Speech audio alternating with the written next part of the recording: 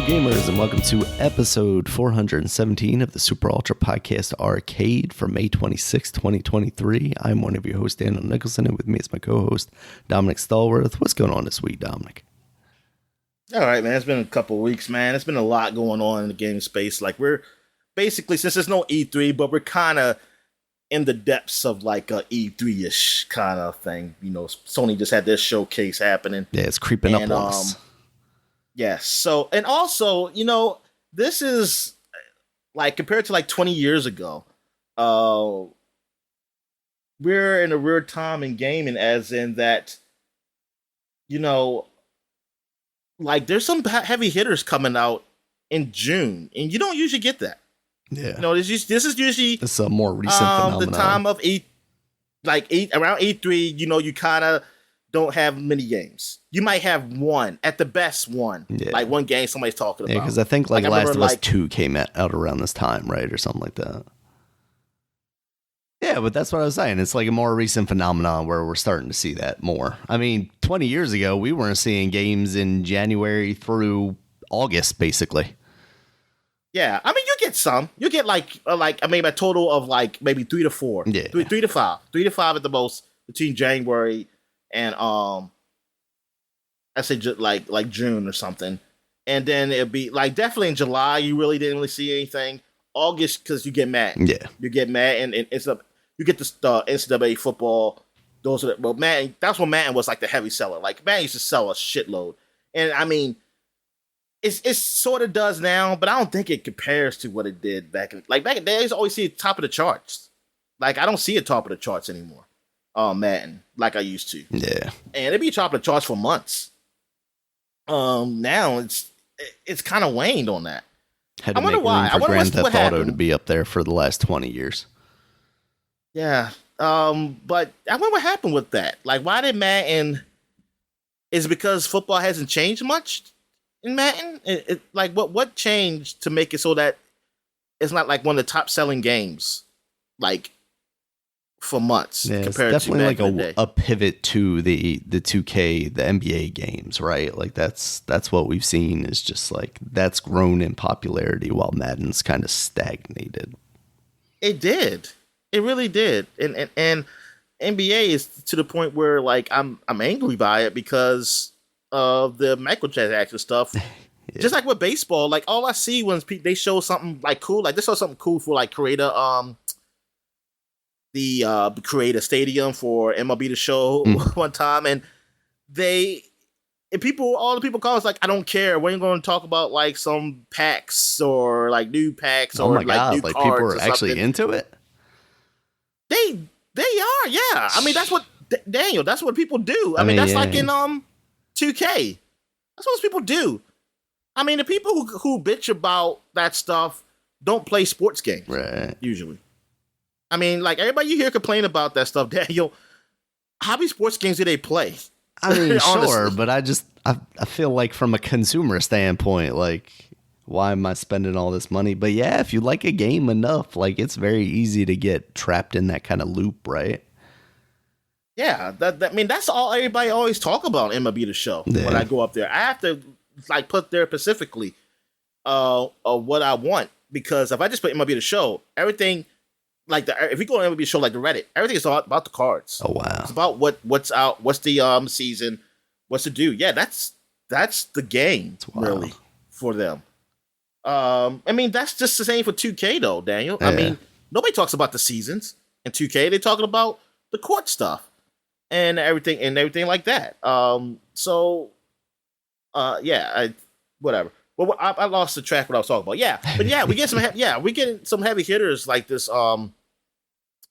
This summer that's coming up. So it's like games. Yeah, we got some games happening, and with mixture of this news. So we're not going to be talking about sports or wrestling. We're just going to go right straight to like what we've been watching. You don't want to really watch something that's worth talking about, because I didn't really see any new movies. I'm trying to think. Did I watch anything that's new? Oh, I did watch Interstellar again. Oh, I watched it through the Oculus, and man, that movie was good. Like, that is still one of my favorite.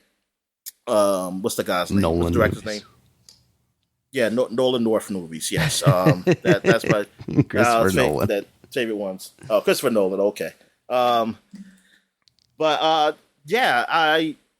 really enjoyed it. I haven't seen it in a while, and now I kind of want to see Arrival because I totally forgot about that movie. Because I was thinking, like, wasn't there a movie with a redhead in there? Is that another redhead? That's not the one in this one. And I was like, oh yeah, Amy Adams. Thinking about that movie. Adams. And I was like, oh yeah, Arrival. I forgot, and I really like that movie too. And it's so funny because that's both the movies are sci-fi and they're very sad. And but they're really good though. Yeah. What else? Did I watch anything else?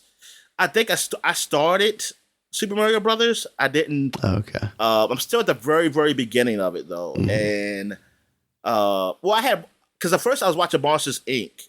in 3D, just and that looked all right in 3D, like at some parts because it wasn't really made for 3D. Right. It is kind of they put it in there later. I want to know, did they do what other Toy Story? I know they did all the Toy Stories in 3D. And yeah, I'm trying to think, what other movie did they do in 3D? Did they do Cars 1 in 3D? I know they did Incredibles 1 in 3D. Did they do Cars 1 in 3D also? I don't remember it in 3D. If they did Cars 1. Cars 2 definitely was. Well, yeah, but I mean, if they redid these other movies in 3D, I would think Cars, because that was one of the most popular Pixar movies. I would think they would, especially if they did Incredibles, because Cars made more money than Incredibles. Oh yeah. I'm not talking about merchandise. I'm just talking about just the movie. Yeah. So I was like, if they would do that in 3D, I would think they would do. There's a 3D Blu-ray for Cars 1. I would have to think they did that one. So yeah, I might check that one out then. But yeah, Mario, I just watched at the very beginning. I mean, it was okay. And you know what? I kind of get lost in the voice of Mario. Like, I don't really hear or not really thinking about the dude that talks for him. Yeah, Chris Pratt. That's not too bad. But it is funny that it starts out just like kind of similar-ish to the Super Mario movie. Oh, really? They're really plumbers, and then they go try to fix this big leak that's happening. Then they found another world. That's the Mushroom Kingdom. Just like in the Super Mario movie that came out years ago. Right. And it's like, oh, that's very similar. I was like, that's how they do that. So yeah, so far it's okay. Like I'm okay. I know my friend said he really liked it, and I was saying like, man, you really liked it. A lot of these people are down on it. He said he liked it better than the Sonic movies. I said, wow. I said, really? It's okay. I said, we'll see. I said, yeah, I'll watch it, but if it's not, man, I'm gonna be angry. I'm gonna be angry. That you said that. Yeah. So far, I'm not ready to say anything on that yet. Oh, okay. Yeah. So, what have you been watching? Well, what did you watch? All right. So I was watching Ted Lasso, and after that, there was a trailer for this show Platonic, starring Rose Byrne and Seth Rogen. And then that's a show? Yeah. I thought it was a movie. No, it's a show. And you had sent me a tweet about it, basically making fun of it being a Seth Rogen thing. He does the laugh at, he says something stupid. He's a child adult, right? That's the Seth Rogen thing. And that is exactly what this show is. Rose Byrne is a woman with a family, and they were friends for a very long time. And then he got married to a woman that Rose Byrne's character didn't like.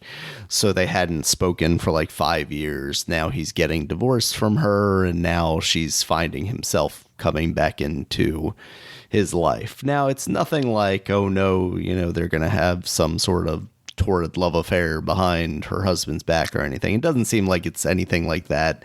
It is very much just her realizing that there's, she doesn't just have to be an adult. She can also, still have fun with her friends. And this is very much like, I don't know that Judd Apatow has anything to do with this, but this is definitely following the same formula of like. Did Judd Apatow do the neighbor one? When Rose Byrne and him? Shit, I forgot that they were both in that one too. Yeah. I don't remember. I mean, that's the only reason why I know. But that's when I saw them together, I was like, oh, they're together again. Yeah. I don't remember. I want to say no, but I'm not totally sure about that. But yeah, this is it. I'm enjoying it. It's funny. But it is exactly what you expect it to be. It is a Seth Rogen comedy, and I'm enjoying that. Like it's perfectly fine. So I've found myself like more consistently watching things on Apple TV Plus than I have been other things. I restarted season 3 of Mythic Quest 2 because I had started that at a different time, but never really like paid attention when I was watching it, and kind of lost the thread. I didn't get too far into it, maybe like 2 episodes or something like that. So I just restarted that to check that out because I've heard that's good. I mean, I like season 1 and season 2, but I've heard season 3 is good as well. So I'm getting back into that. And then I'm just trying to see if there's anything else on there worth watching, because Ted Lasso, I think, ends this coming week. And after that, I don't think I need to stick with that subscription much anymore now that my like Target trial or whatever that I had gotten has run out for it. Yeah, the thing I want to watch on Apple Plus is the prehistoric thing, because I did like the first season of that, and the second season, I think, started. Yeah, I might have to watch that before I get rid of it too. The dinosaur thing, like if they were real. Yeah. They show them with feathers, Daniel. They have feathers. What else? Oh yeah, I did watch some more Succession. Oh, okay. And still in the second season though, where it looks like someone messing up the like kind of not breaking them up, but kind of get involved with the lady who got fired from her other job, and now looks like she's sleeping with the father. Okay, the other news lady or something like that. Like she owns a news company. Yeah, okay. Well, I don't think she owned. Does she own? She got fired, so I don't think she owns anything. Right, right.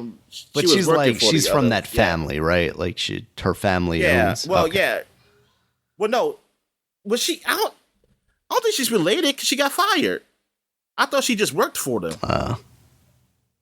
Because she got fired from them. I'm thinking I know who you're talking about, but maybe not. And so now she's with them, though I don't think she officially has a title, because even the kids are like, "Where are you?" But I guess she's kind of working for them. But I guess maybe she's doing the same thing she did for the other family. But that's when the father not really giving the girl, this daughter, the reins. Like he basically said, like, you were eyeing some other job, but she really wasn't. She was only saying something about the job because of that woman, and now it's like, oh, she probably trying to mess things up. I don't know where her goal is though, but whatever. But yeah, so it's good. Yeah, I still like the show. It's pretty funny. But it's the part where I wonder what the father, what was his plan by bringing his son to the place where the guy he killed, to meet the family. Yeah, I wonder what was he trying to do there. I think it's just like intimidation, like, you know, you and I both know what happened. Nobody else needs to know as long as you stay in line, kind of thing. Yeah. Whatever. But you know, it could be, you say, yeah, but if it comes out, you get in trouble too. Because I'm like, the cover up, yeah. How you think I covered this by myself? Like, what if, like, you don't want that? Yeah, but he's got a whole news organization behind him, Dominic, to redirect that. But shucks, I'm just saying, I think everything's gonna fall apart where they can just buy his company, though. Yeah. That's just too much bad past that. He would have to sell. It is kind of wild that like every season of this show is really just about him. Like somebody's like, "I'm gonna buy your company," and then he's like, "No, you're not." Like that's what this entire show has been about. Yeah, so that's it. So I guess we get into video games. So you can talk about because you just played Tears of the Kingdom, right? Yeah. Did you record any? Did I what?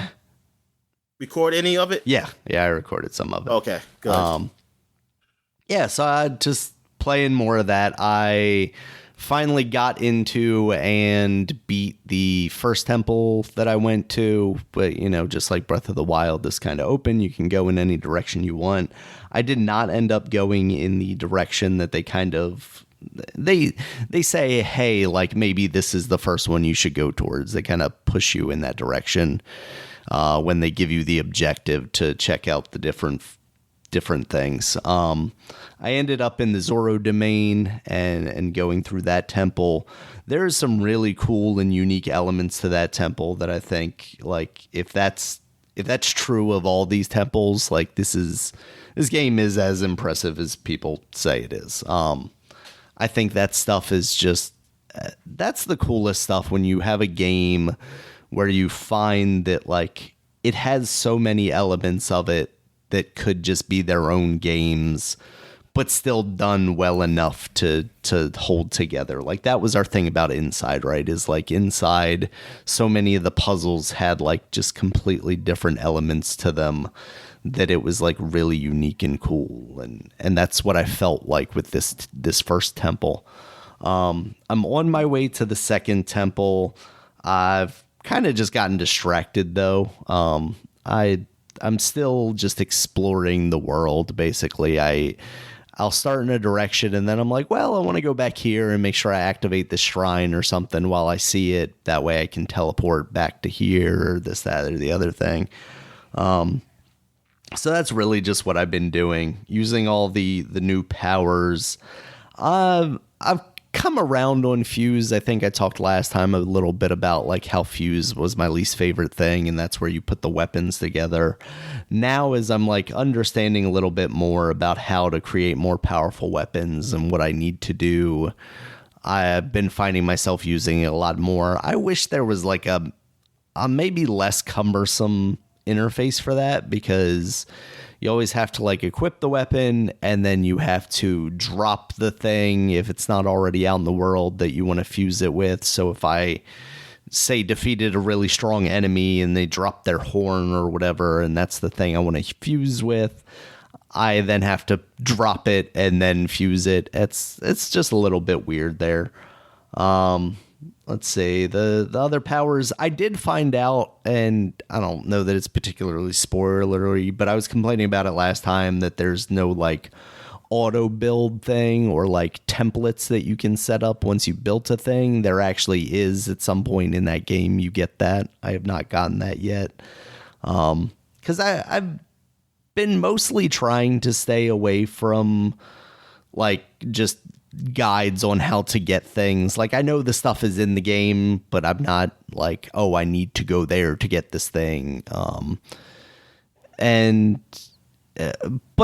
But to that point, I will say, like with the Zora Temple, I did have enough trouble trying to figure out how to get access to it that I did end up looking at like some guides to just get like a general idea of like, where's this thing that I'm supposed to look at? Like, I appreciate that Zelda has like the adventure log and it points you in like here on the map is a thing related to this.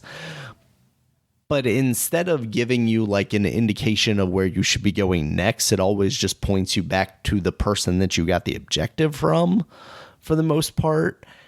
And that can be frustrating when it's like, oh yeah, it's highlighting these words in red. I know I'm supposed to try and figure out something related to this topic, but like I need a little bit more hand holding, and I don't necessarily need that for everything, but like I don't know, if you had a hint system or something in there that you could maybe tap into, it would make it a little easier, because like you're letting me loose in this wide open world, and then you're telling me, for example, with the Zora stuff, like you're looking for waterfalls, and I'm like, there's a lot of waterfalls in this game. Like even in the specific area that you're telling me, there are several waterfalls, and then like there are also several caves. So for me to try and find the very specific thing that I'm looking for in one of these caves, and then to come across like a different cave that's not the right cave, but I'm not sure it's the right cave because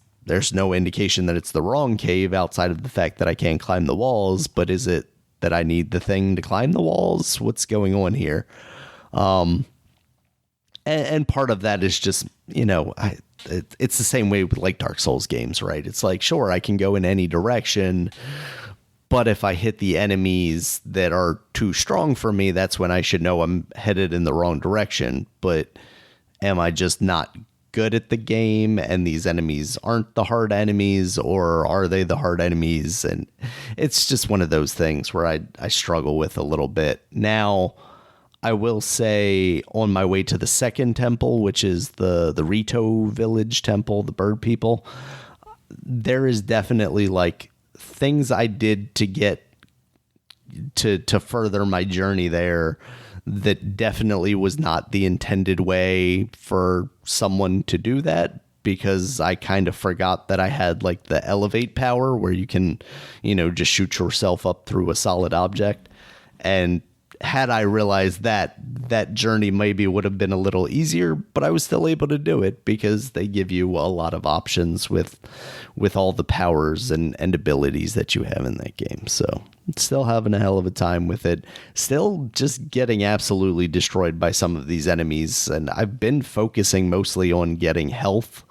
Once you complete a shrine, you get like a power of blessing of light or something like that, and then every 4 of those you trade in for a heart piece in villages.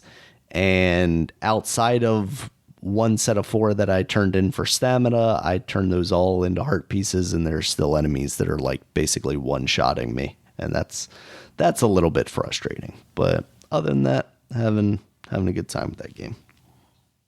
Oh, great. That's great, man. So I've been playing some more Tiny Tina. Okay. I've I moved on pretty.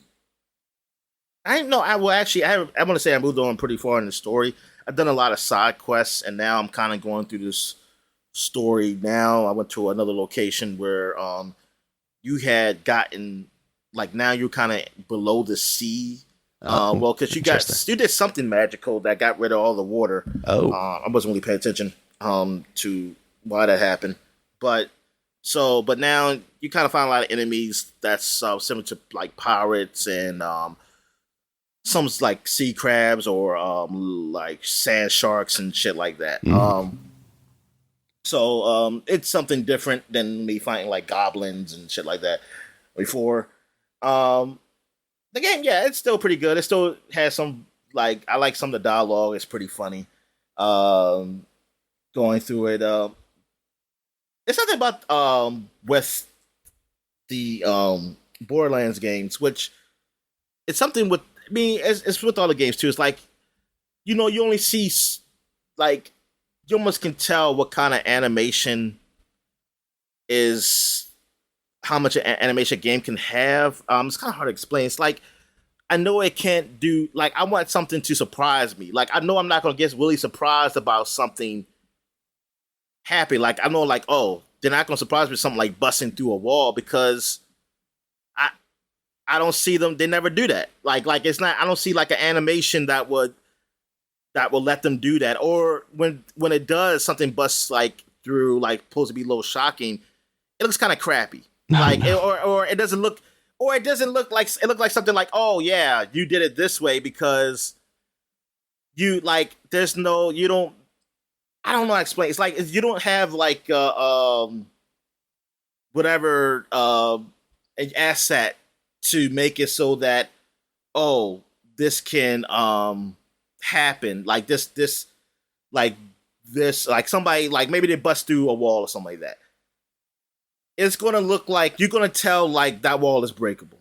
Like, you can look at it and look like, oh yeah, it's breakable. Because so something's either gonna happen, or either I can break it or something can break it.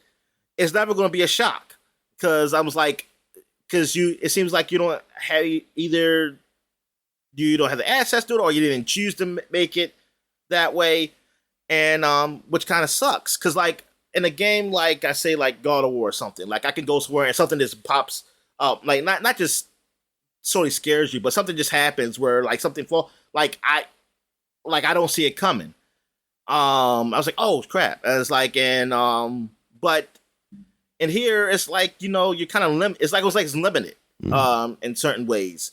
And so it's like I feel like I'm at a part of the game where it's really nothing's like it's just like I'm just in the flow of just looting and shooting. Like the story is not really there. I mean, it's okay, but it's not like really what's driving me really to go forward. Like I don't go forward like to know the end. Like I wish it was strong in that way.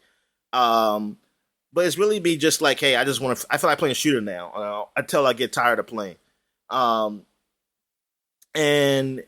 then I just noticed all the limitations of what this game has, where I feel like it shouldn't. Like I feel like it should be more to this, because like even though it looks better than what Borderlands 2 or the pre-sequel was, like this is more closer to Borderlands 3, which Borderlands 3 is like, okay, I can see it looking a little better than what Borderlands 2 was. It just feels like it didn't really do that big jump though. Like I feel like it should have been more of a leap in not just graphics, but just tech. Like yeah, exactly. It just feels like it's very limited in that, and that's really the disappointing thing about it. It's like I hope the next games they do it really pushes it, because maybe they'll go full on next gen and not just what people been doing. It's just like, oh, just make a last gen game that look better. Yeah. They run better now. I have bad news for you, Dominic. But some of those games only run better, man, like Redfall. Yeah. Which I think is other problems. See, that game, I think is other issues with that cause that to be what it is. Yeah. What else I played? I also played the new game that came out, Planet of Lana, which is very much like Inside. And I mean, it's one of those artsy fartsy side scrolling games.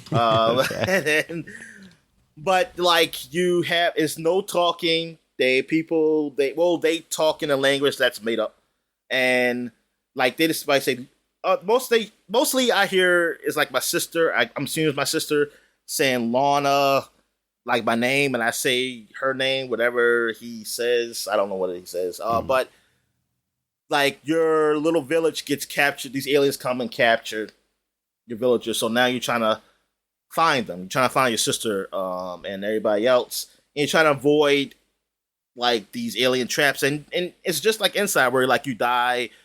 You die, they black out, then they kind of go to the point before you die. Yeah. And you just got to figure out the puzzles to get past these things. So it's very much like that. I mean, it seems nice. I was looking at reviews. I think the reviews, I don't know if they were great, but they weren't bad. I think they were all right. Maybe because of I didn't really read them though. I just look at the scores. So I was assuming that maybe for originality, it's probably getting some marks off. Yeah. I wonder. So I wonder if like Inside never happened or Limbo never happened, this game would probably be like, yeah, this is really nice. Yeah. But it's very much like those games. So, yeah, exactly. But it seems okay. It seems like an alright game. I don't know if I can play it or not. We'll see, because I'm still trying out other games too. Yeah.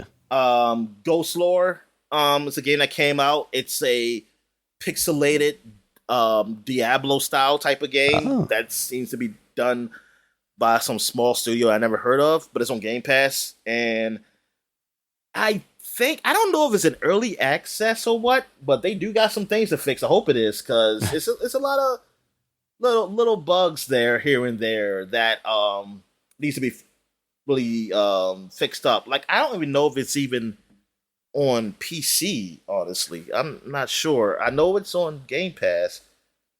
But yeah, I'm hoping that it's like they're still testing the waters because it's like some things, just like some of the texts or plus like picking up items, like that seems to be making more of a chore, because I think it's the same button as one of the attacks or something. I forget what button it was, but it's something like you got to get a certain position to pick up the item. So I think they need to fix that. Yeah. But other than that, I mean, it's a Diablo-like game. I mean, it kind of like I kind of like those games when I just want to play and just just beat up stuff and just collect loot. And while I have watching a TV show or a baseball game or whatever, like any sporting event, like I just had that playing in the background. Mm-hmm. I mean, like those in the background while I play the game.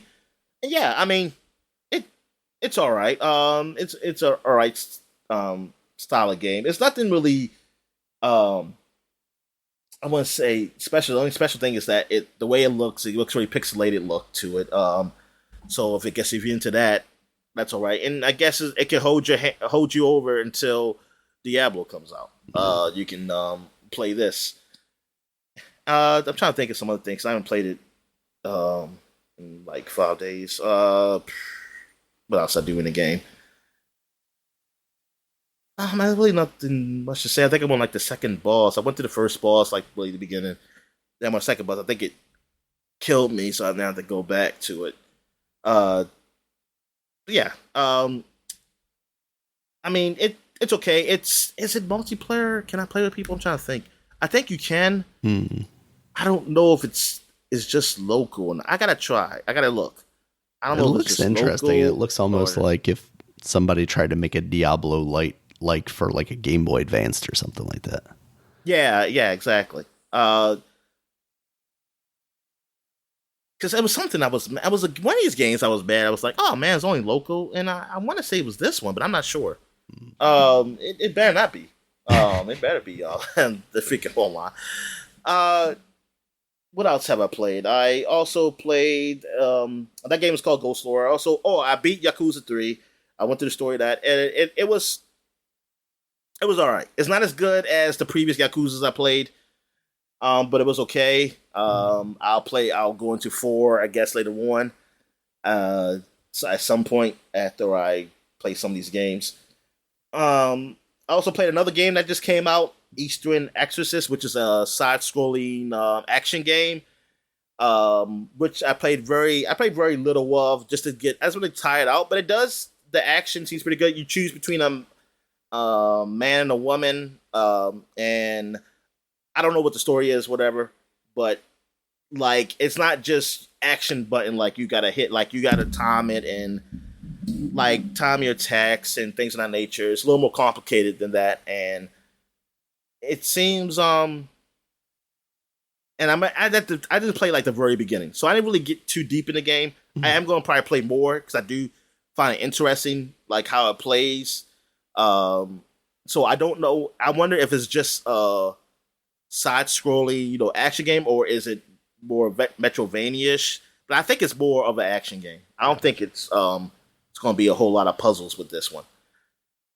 But I also played this one game, a Warhammer game that came out, Warhammer Bolt Gun, which looks more like an old Doom game. It's a pixelated shooter, but it's fun. Like I played some of it and I really had a good time. I like how they got the chainsaw, how it locks onto the enemies and you go chainsaw them, and the gunplay. It's really fast and it's fun. I saw some pretty good reviews for it. Some people are saying like, "Oh, this is like a secret hit or something." Like it's pretty nice, cool game. Definitely. I didn't play too much of it. I just tried it out maybe like 2 days ago. But yeah, I might be trying out some more just to see if it'll get my hooks in me or anything. But yeah, the story is very complicated, just like Warhammer storylines. Like the lady was talking for a while. I was reading, but then I was just reading and not understand what the fuck she was saying. I was like, oh god, let's just start the game, whatever. Because I'm like, I mean, that's just how the Warhammer is, man. Because I think I try to read a book, listen to a book, and man, I started being like, oh my god, what the fuck? Because like I was like, it is a lot of freaking minutia, man. Like it's talking about everything. I mean, good god. But I mean, people like that stuff, so that's cool, and that's cool that they're keeping it, to keeping it that way. Like they staying true to the source of that. But you don't have to care to like the game. I can tell you that. You can just skip through that and be like, oh, I did just kill some enemies. I'm doing it for the whatever you're doing it for, the father, or the god, or something, whatever, Magnus. I don't know who the hell they are. But yeah, yeah, but it's fun. I did like it. I was like, and I forgot how I heard about it, honestly, because I think I must have saw it. I don't know where I saw it at. Yeah, because it's not a Game Pass game. Maybe I saw the advertising and I just looked it up and I saw like people say, "Oh, it's pretty good reviews," and I said, "Okay, let me give it a try." I also did, because I felt like I wanted to go back to play God of War, the first one, because I do have it on PC. I just never did play it. I started playing that a bit, and it runs well. It runs well on my PC. I mean, I can play the highest graphics, but it just tells me like, how can this game run like this, but Redfall can't run that well at all? Like, it's always stuttering. That doesn't make sense to me. Then I downloaded Mass Effect. So one of these games I'll probably be playing more of, because I want to play Mass Effect 2. Because I played Mass Effect 1 like 2 years ago with the Legendary Edition. And now it's what moved my character over to Mass Effect 2. It was another game that I did try, but I said I was going to talk a bunch about, but I at least want to mention it so I can remember to play it. Damn, now I forgot what it was. It's a new game. It's a newer game, and I did try. Hold up, maybe did I play it on Xbox? No, I didn't play it on Xbox. I played it on PC. No, the Star Trek. Is it Resurgence? I believe it's called. It's almost like a Telltale game, but it's Star Trek. And I don't know who these guys are. Like, I didn't look it up to see, like, are these guys that used to be with Telltale? Because the animation kind of looks almost... it definitely is very Telltale-ish. Yeah. And I was like, oh, I don't recognize this company's name. Maybe somebody in there, or they stolen some assets. I don't know. Yeah, no, apparently it is Telltale Game Veterans. Oh, it is. Okay, so that's why. Yes, it is very much like it. And it seems like you play different characters too. Because I started out as the captain. I think it's a woman, some alien. I don't know what. I forgot what they had the name for her, but I forgot the name. And then they had you play as an engineer, a human engineer, and then did I play as anybody else? I think that those are the only two people so far that I've played as. I don't know if there's any other people you play as, but I'm at the very beginning of it. It seems like you're taking control. She's newly appointed captain of the ship. This ship has gone through some things. Like, there was a big explosion that it had caused a lot of deaths with the crew that's previously up there. So it's been 6 months they rebuild the ship and then trying to get back out there. So now it's like you taking over for what, like, a ship with some of the crew that's been there that have lost people. So you kind of dealing with that, and also you playing as the engineer. You're kind of dealing with new people coming in, and it looks like she's somebody you met before. I don't know the way he kind of reacted to her, almost like maybe they had a thing or they're close, but I guess I don't know what's happening. I mean, I guess as your conversation goes, it depends where it goes, based on your choices. Because it's just like a Telltale game. You got choices and everything, and it's also, it looks like it's going to be shooting, because I saw while I was looking at the controls, it said something like, "Oh, you do this like the shooting controls." I said, "Oh shit!" I said, "I hope it's okay." I mean, I can't imagine. I didn't imagine this game being like good at the action, but we'll see when we get there with the phasers, shooting phasers. I think it's not action heavy. That's what the article was saying about talking about the legacy of Telltale games, that they moved more away from the action stuff with this game. Would you say that again? Saying on the article that I was looking at, saying that this was made by Telltale veterans, that it also mentioned that they had moved away from the combat in this one. Oh, but well, for what it shows it's going to be some combat. Okay. So, I mean, I'm saying in the controls, it showed shooting. It showed me how to shoot. So maybe it's not a lot.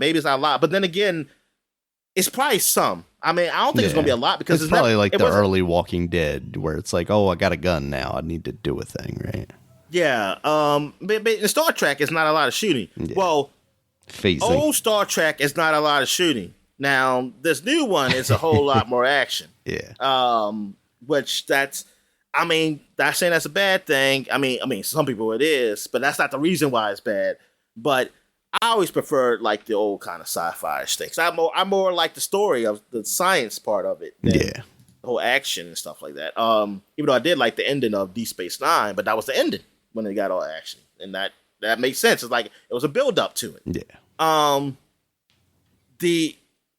Yeah. And this is more closely to early Star Trek. This is almost looks like after Deep Space Nine because it talked about the Dominion War. So I was like, oh shit! And plus the uniforms they were wearing, I was like, this definitely ain't the new Star Trek stuff. So yeah, they know what they were going for, and they was like, yes, they're going for the people from the Next Generation era and the Deep Space Nine era and the Captain Janeway era. So the Voyager. So yeah, so that's cool. That's cool that they're doing that, and yeah, I think I will definitely be playing that because I do want to see those since I enjoy the Star Treks, like especially of that era. I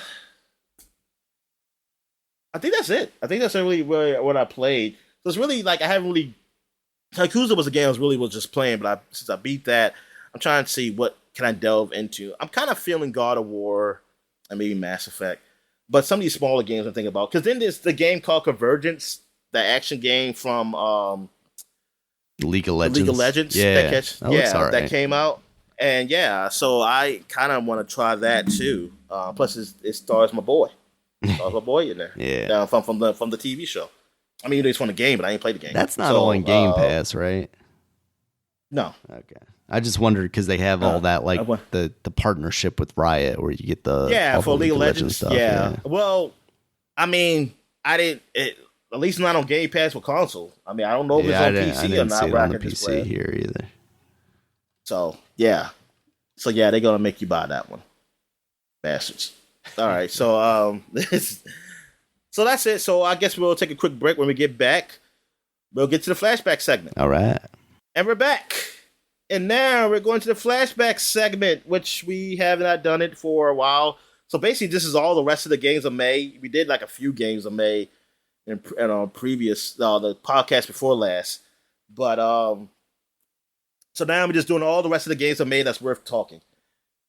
So, what we got here? We are going flashback into 2013, 10 years ago. And we're going to, let me skip these because I want to try to go in some order. So, Dust 514 came out 10 years ago. This was a first-person shooter that was an Eve Online. Yeah. Where there was part of the same universe on. Yep, Eve. Was it a first-person shooter or a third-person shooter? I think it was a first-person shooter. The first-person shooter? Okay. Because I get confused with the other game, which was, we talked about it before. It was like Starhawk. I get confused with Starhawk because like that.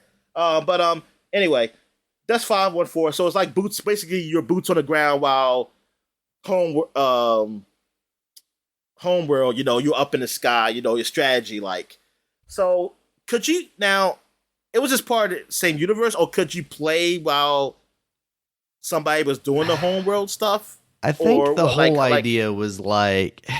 I think it was originally pitched like, oh, you could hire people in Eve to be like your bounty hunters on the ground. Said Homeworld, Eve. I'm sorry, Eve Online. I get that. And then do stuff like that for credits, and then like it tied together. But I don't think you could like Zelda style jump out of your ship and then fly down to the planet, and then there was somebody playing Dust 514 or anything like that. Or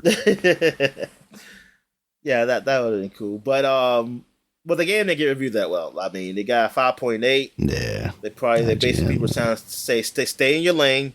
This ain't for you. The first person shooters aren't for you. Stay in your lane. But yeah, Evil Online is still being played today. Yeah, I'm sure. So I mean, it's just, I mean, hey, I wonder how that is compared to that Star Online, whatever the hell that shit's called, Star Citizen. Which did well, it Star exists as a Citizen, game, so there's that, Dominic. yeah, but Star Citizen had like something free pass or something where people can try it out. But I think I don't know, it's for days, like certain amount of days. I wish it was. I was hoping it was better hours because I was like, I didn't feel like playing then. So I was like, I didn't feel like even trying to install this shit right now. Yeah. Because somebody said like, yeah, you can try this game out, so now you can actually try it, and so you can see for yourself how this game is instead of just talking bad about it. It's like, well, shut up. I don't want to talk bad about it. I want to. I don't care if I can't. I never play it. That's my right. Let me know when Squad 42 or whatever is coming out. That's what I want to know. That's the single player stuff. Like, what's the Mark Hamill stuff? That's going to get canceled just like Overwatch, Dominic. Foreshadowing. But I mean, I do want to try it. I do want to know, because I don't want to know what the fuck it is. That's why. Because this Twitch stuff ain't doing it justice for me. I know that. It's not making me want to buy it if watching the people play it on Twitch. I know that. It's so doing exactly what it's exactly what that game is, Dominic. That game's not gonna make you want to buy it either. But yeah, so Dust 1514, it had like an ambition for. I mean, plus it was Evil Online was really popular, and this was like a PlayStation exclusive. Yeah, but it didn't turn out all that well. It's no Dusty Elysium another first-person shooter, Dominic, that's for sure. Another first-person shooter on PlayStation that didn't do so well. I mean, they had Killzone. They had what's the Insomniac game called? Resistance, which they were okay. They were pretty. They were all right. They were all right games. But yeah, PlayStation they still looking for that. Well, they bought Bungie, so they can just say they have it with them. Apparently, you can play for free for Star Citizen until May 30th. Damn, but I'm not sure what that means, because like on the same page they say select the ship that comes with your game download, and then you get standard ship for $45 or the premium ship for $63. But like, is it a subscription game? So maybe. Do I wait a second? Let's say okay. To play the game, you must own a game package. This requirement is waived during special free fly events. Okay, so maybe you can. I'm afraid that if I get too far into this, Dominic, I'm actually going to click to download this, and I don't want to do that, even though I can cancel it. I don't want this on my record, Dominic. Yeah, this is complicated. I don't like it. They're just trying to sell me ships already, Dominic. I can buy the Cutlass Black Starter Pack for $115. And then add on this Storm ship for $70. And then this Scorpius for $240. Really cool ship, though, Dominic. Come on. Like, they need a demo. I'm sorry. It needs to need be no game, freaking 30. They can't be selling. well.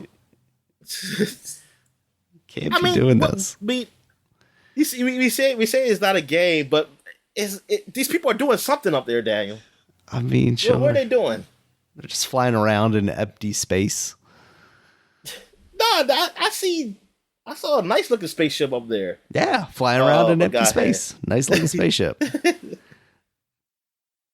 Dominic, they are selling a ship for $1,100. They're getting close. Well, that's still cheaper than a car, Daniel. Depends on what car you're buying. Well, no, these days, Daniel, tell me a car you buy. That is true. I'm talking like 20 plus years ago when I bought my car for less than $1,000.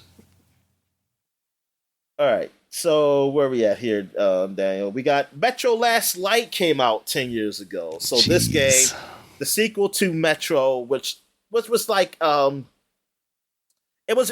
got some good reviews. Like and I think it was a sleeper hit as far as like actually being a pretty damn good shooter. I know I liked it. I didn't play it till late, like until Metro Last Light, till this one came out, and that was free on PlayStation Plus. So I was really late to the game, but I enjoyed it. This was the first one I played. I played this before the first game. So I'm thinking, like, because after I played this game, I beat it, and the guy dies at the end. I didn't know there was multiple endings. So I'm thinking, like, oh, okay, he dies. I mean, you say, darn, this is sad, but, it was a good ending, though. Yeah. And then when I played the first game, I was like, oh, so must be when, okay, so he's alive in this one. So, okay, this makes sense. Because this is the first one.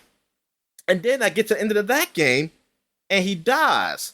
And I was very confused. I said, wait a minute. But I was like, oh, maybe I misunderstood. And this is not the same guy. That's what I thought. Until I played 3. So not until 3 came out, I understood, oh, it's been multiple endings. So it's been, depending on what ending you did. The guy lives in this game. I said, wait a minute. There was multiple endings in this. Oh, so that was the same guy. I just always got the bad ending. Because the only way to get the good ending, I think you had to sneak. You had to sneak. You had to do stealth throughout. And I'm not a stealth guy. So I was like, oh, so I'm always gonna get the bad ending because I don't do stealth. Ain't that's some bullshit. I think that's fucking bullshit. I don't like that. That's just like I didn't like that in Dishonored. Dishonored, yeah.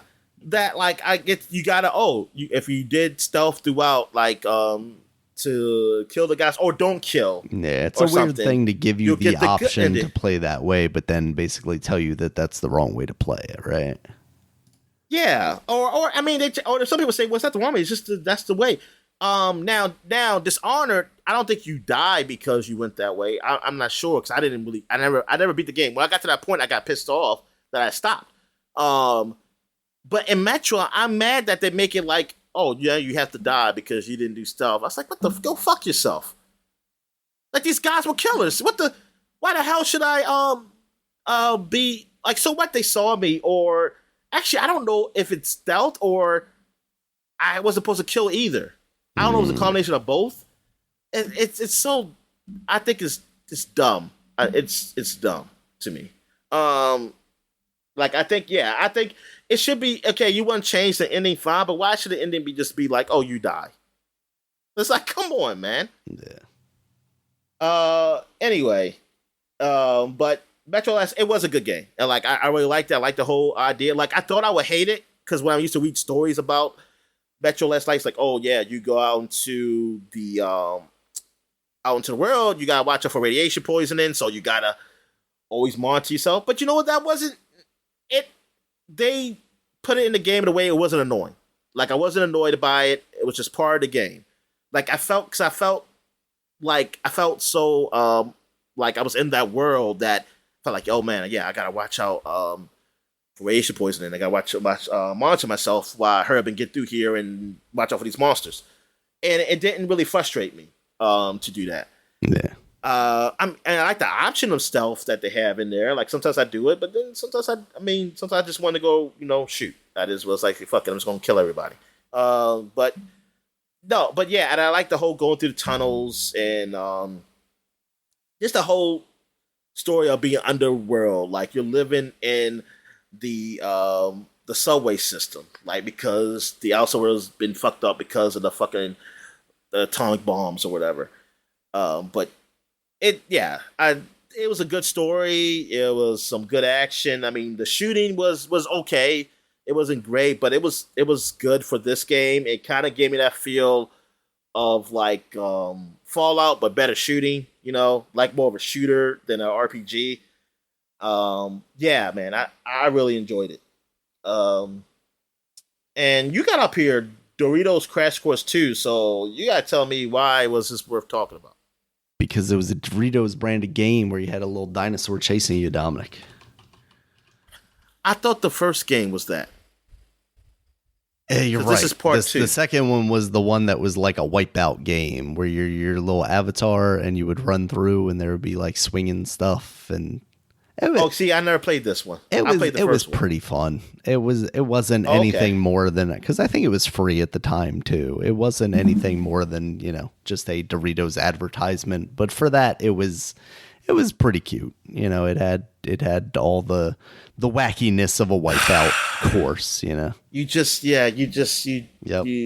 sell the game, Daniel, because you said fucking cute. I know. Oh, what the fuck, Daniel? It's got avatars, Dominic. What are they if not cute, Dominic? Oh, god damn it, Daniel. Nope. They're a copy of the Wii people. The Miis. The Miis. The Miis. Are Miis cute then, Dominic? They were. They're not a thing anymore. They're fighters now. They're just fighters. They did get weirdly aggressive, didn't they? They used to just play sports and baseball. They're kart racers too, aren't they? They're kart racers too. Yeah, I guess. Yeah. Are they and they golfers? Yeah, I think they are all those type of sports games. Yeah. All right. So what we got here, Daniel? We also got Shin Megami Tensei 4 came out 10 years ago. This was exclusive on the 3DS. I think it's the 3DS. Not the I'm DS. sure that made people angry. Yeah, but they're angry and they went and bought it. They went and got the and played it. Yeah, because I don't think it came out anywhere else. I looked online. I mean, I looked on the Google to see did it release on anything else later on, and I don't think so. I think you just gotta pirate it, play it through that emulator. Nah. Yes, emulator. But yeah, Shin Megami Tensei is that RPG, kind of the guys who did like Persona. It's kind of that universe because they all have those same type of monsters and stuff like that. And I never played Shin Megami Tensei game, so I'm not really familiar with any of the stories. But I know it's one of those cult classic, Japanese RPGs that people like.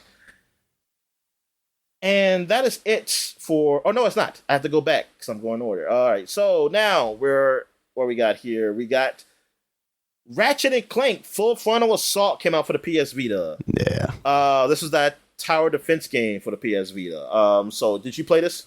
No, this is how you know that Sony eventually very quickly became not so serious about the Vita, because they took Ratchet and Clank and then they put this kind of title out on their system where it's not even you playing as Ratchet and Clank necessarily, and you're playing a tower defense game instead of an awesome action platformer with shooting. Exactly. They could have did this, like they want to do something like simple, like a side scrolling game, like what they did have as a small game, and I know in part 3 it started where they had like a little side scrolling thing where you play as Cork, but they could do something like more, like make it a bigger one or a Metroidvania or something, but this looks like the Full Frontal Assault, like it looks like a game within a game, that will be a game and within one of those games. Exactly. Like, oh, this is the section you do the tower defense stuff here and blah blah blah in this game. That's what it felt like. Not something like the PSV is supposed to be your mini, basically PlayStation, So yeah. So it's like, yeah, you really went like, yeah, that was. But was this a full price game though? As full price Vita game, I should say. That's a good question. I don't know for sure, because I feel like there was also. If it isn't, then I take everything I said back, because then it's like, okay. I mean, it's bad that there's not a real Ratchet and Clank game up there, but yeah, it's not a full price game. Booty eventually came to the PS Vita or something like that. I feel like I definitely remember a Ratchet and Clank game on the Vita, but I don't remember. It started out on the Vita. No, that was if Quest for Booty was on there, then it was on both. Yeah, but yeah, Quest for Booty was fun. It was a fun little side story type thing, but yeah, we don't need a tower defense thing, even though that was like the hotness at the time, I think, which is probably why they did this, Exactly. It's and it's simple. I mean, that's not hard. Yeah. Also, Resident Evil Revelations came out on the big boy almost systems. Everything.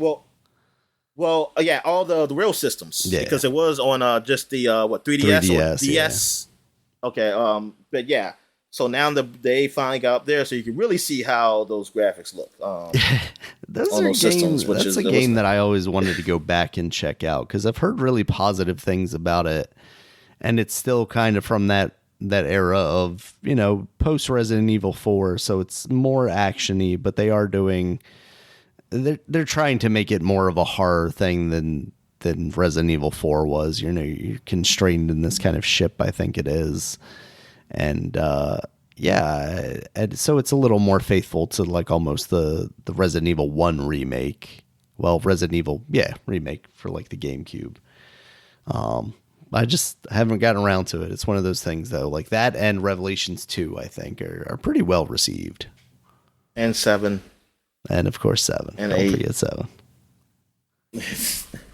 All right. What else we have here? We got Fuse. Fuse is that Insomniac shooter? Yeah, that's Insomniac. Oh yeah, this is their best shooter that they ever made. That nobody's ever played. So that's a shame. So while they were taking Ratchet and Clank and defiling him, they were putting out Fuse. I gotta look up what Fuse used to look like, because what it used to look like was really colorful. Yes. And then they said, what? Browning it. Yeah. Fuse was almost like, if I remember correctly, it's almost like what the one for Xbox ended up being. You know what I'm talking about. Why am I blanking on the name? Oh yes. I know what you're talking about. Yes. Oh shit. Where are their games at? Jet Set Radio. Sunset Overdrive. So yeah, Sunset Overdrive. Yeah, like that's what I feel like I remember it looking like originally. And then yeah, they just made it the most generic, bland like shooter with a group thing possible. It was really disappointing. Yeah. Yeah, it was. It's just a generic shoot. I mean, I never tried it or anything. I just saw the reviews for it, and and that was. I think there was a demo for it. Was that their first game with EA and first and last game? Did they do any other game with them? It might have been, yeah. I forgot that was with the EA, yeah. Because then did they partner with Microsoft to do Sunset Overdrive? Is that who published that game? Yeah. Man, it's kind of it's so crazy that they were like basically a PlayStation studio. Then they teamed up with EA, just had a complete miss. And then, you know, went on to Microsoft, didn't sell the way it feels like that game really should have, or you would have expected it to, because, you know, it's coming out being published by Microsoft. It's being made by Insomniac, who has an insane pedigree up to that point, besides Fuse. And then just it kind of fell flat, even though it was a pretty cool game. And then now they're just trying to look at the trailer here of the first like look of the game. See, I don't know if this is. I forgot That's what it was called. I knew Overstrike? it was called something different, but I forgot what its name was. Yeah, it was Overstrike. Yeah, because I'm about to say it keeps coming. Yeah, because I was like, I keep seeing regular Fuse. Yeah, and it definitely wasn't as over the top as I was remembering it, but there was definitely like a little more elements of like almost a Team Fortress-esque thing, where it's like, okay, here's these different kind of characters with different powers and whatnot. Yeah, and it looked a little more cartoonish. Yeah, I mean that. Yeah, like the animation was more. Yeah, it wasn't so serious. Like it was. Yeah, they had a little. Like they looked real, but cartoony. Yeah, at the same there was time, less brown, like you said. Yes. Yeah. E3 2011. Dang. Jeez. All right. So what else we have here? We got. I think that's it. I think that's it for May. For the like games that's worth talking about. You didn't think Donkey Kong Country 3D Returns 3D on the 3DS was worth talking about? Not particularly, no. Call of Juarez. Call of Juarez Gunslinger came out. Oh, but that's wait a minute. that was only a PSN game. Darn, I thought this was like a game you actually sold in stores. I think it was like around that time when they were doing like, oh, here's a download only thing because it's a more budget title. But then I think this one was like hailed as one of the better ones for that really? series. Yeah. I mean, it got, 70s, which that series wasn't particularly great. Techland game. Yeah, Techland, the guys who did original Dead Island, right? Yeah. Yeah. Oh, this is published by Ubisoft also. Oh, wow. Well, it's published by Ubisoft for 2013 and 2018. Then Techland published it. They just said, they just published their own game. So they got it back from them. But yeah, it did. It did get this reviews. Like PC got 79. The Nintendo's, is this a Nintendo Switch? It came on a Nintendo Switch? Okay. It got 72 though up there. I guess. Meanwhile, Call of Juarez, the cartel got 50, 51, 45, and 47. Jeez. Yeah, so that was definitely a high point in the series. Yeah. Call of Juarez. Oh, gosh, I need a, I think I always play the demo. I played the demo of one of these. I don't know which one it was. I always thought, like, hey, I want to try this game out. And definitely not the cartel one, though. Definitely not that one. All right, so that's it for, that's it for 2013. So now we're going back 20 years to 2003, and we got Castlevania, Aria of Sorrow. So you played this one? Yes. I don't know that I played it to completion because I think this was like the last one that came out on the Game Boy Advanced before they started doing like the DS ones. Yeah, so I played this one because I was actually looking back now. I bought the double pack of the Game Boy Advance games because this would have been, I think, when I bought it, it would have been after the SP came out, so you could actually kind of see the games to play them. Because that was the biggest problem with the first Game Boy Advance Castlevania game. So I'm looking at it now on Amazon right now. It's $148 for the Castlevania double pack for Game Boy Advanced. But apparently I bought it in April of 2006 for $19. Along with Resident Evil Deadly Silence, which was not a particularly good version. What are you looking at?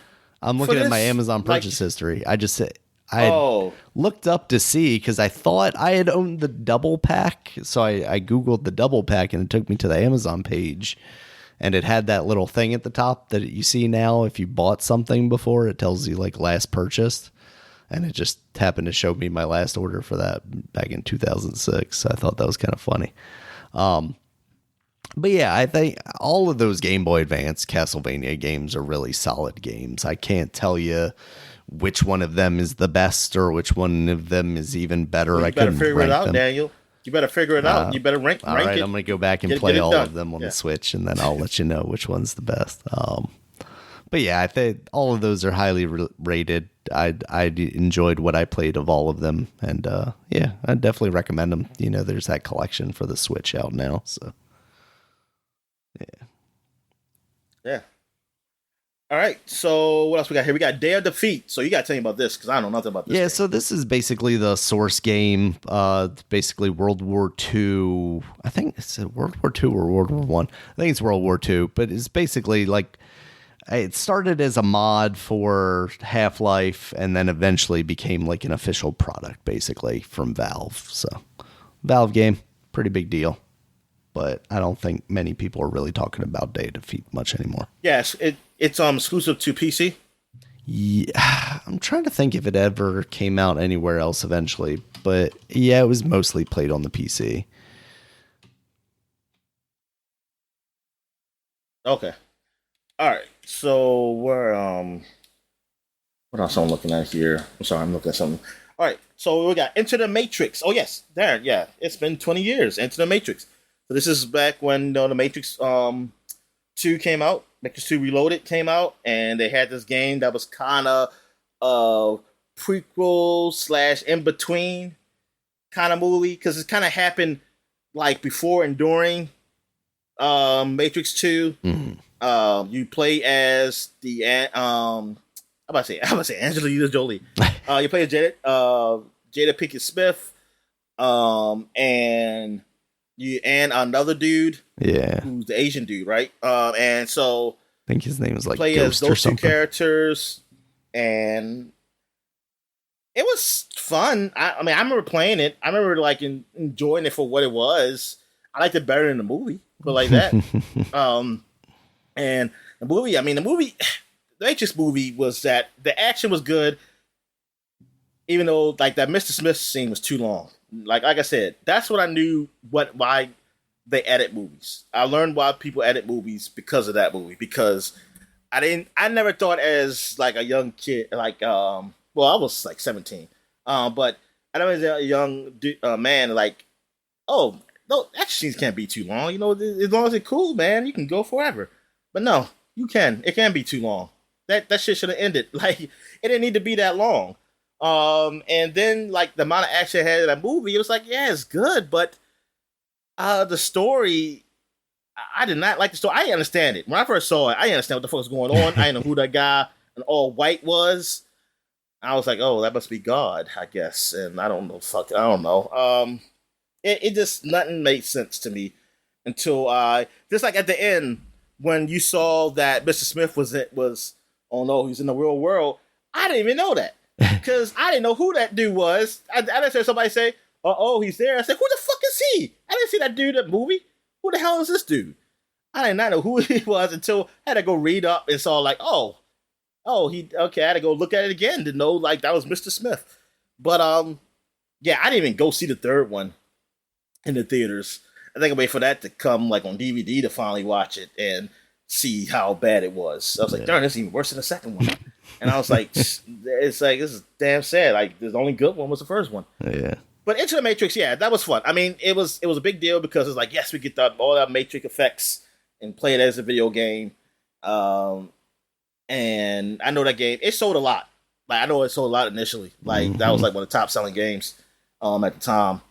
But yeah, did you end up playing this game? No, I never ended up playing it. I was kind of interested in it, but I already kind of fell out of the Matrix stuff, and then by the time I would have like purchased it, I just never did. I don't think I ever purchased this game. How the hell did I play this game? I must have borrowed it. I mean, I borrowed it from Blockbuster was still around, so I must have borrowed it from Blockbuster or something. Yeah. What else have I played? I said played. What other games have come out 20 years ago? PlanetSide for Windows came out. That's the massive multiplayer. Was this a first-person shooter, or was it? I think that one was a third-person shooter. Okay, this is a third-person, like alien world, like basically, like you fight. Like, is it a RPG or was it a shooter? I think it was. It had RPG elements. It was a shooter with RPG elements. Oh, really? Okay, so it's more action. It's more action than your traditional, basically like mass MMORPGs. Okay, so I know of PlanetSide. I just don't really know much about it though. Like I don't know what it does. Exactly. It was one of those games that like I know it's a big deal. I know it was a big deal. PlanetSide 2 is still around and running.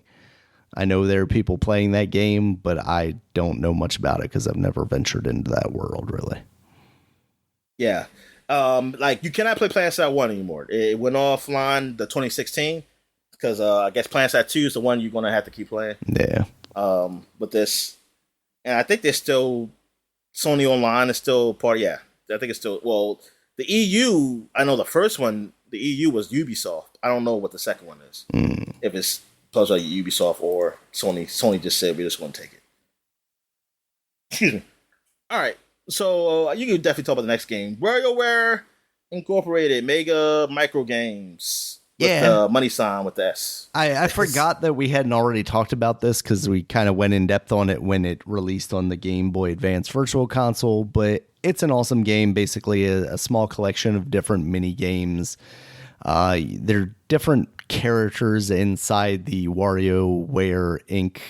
kind of story where there's the little guy that does like old retro games, and then there's like the disco guy who do like more rhythm based things, and they're all kind of rhythm based mini games, but they all have their own kind of different themes to them, and it's really cool. It's so odd, and at the time especially, you didn't really see games like this much. You know, there were the rhythm heaven games, but I don't think many of them really made it over to America. So this was the first time that we were really seeing something so like just weird.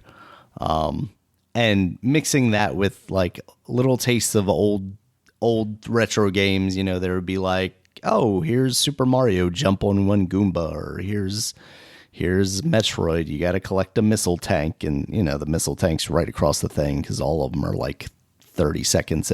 It's not even that. It's like 10 seconds. But it's definitely like get your bearings, figure out what you have to do. And then, you know, by the time you do it, you're already out and into the next thing. So it was kind of addictive in that way because it's like, even if you messed up, it just jumps right into the next thing until you game over. And I just thought it was the coolest thing at the time, and still do. It's a lot of fun. All right. Yeah, that's cool, man. So now we got Brute Force for the Xbox. This was that action game. And I already see it. I don't think I ever played it, but I always was interested because I was like, hey, look, it's a lizard man. You got the lizard. Yep. And he's joined this crew of brute forces.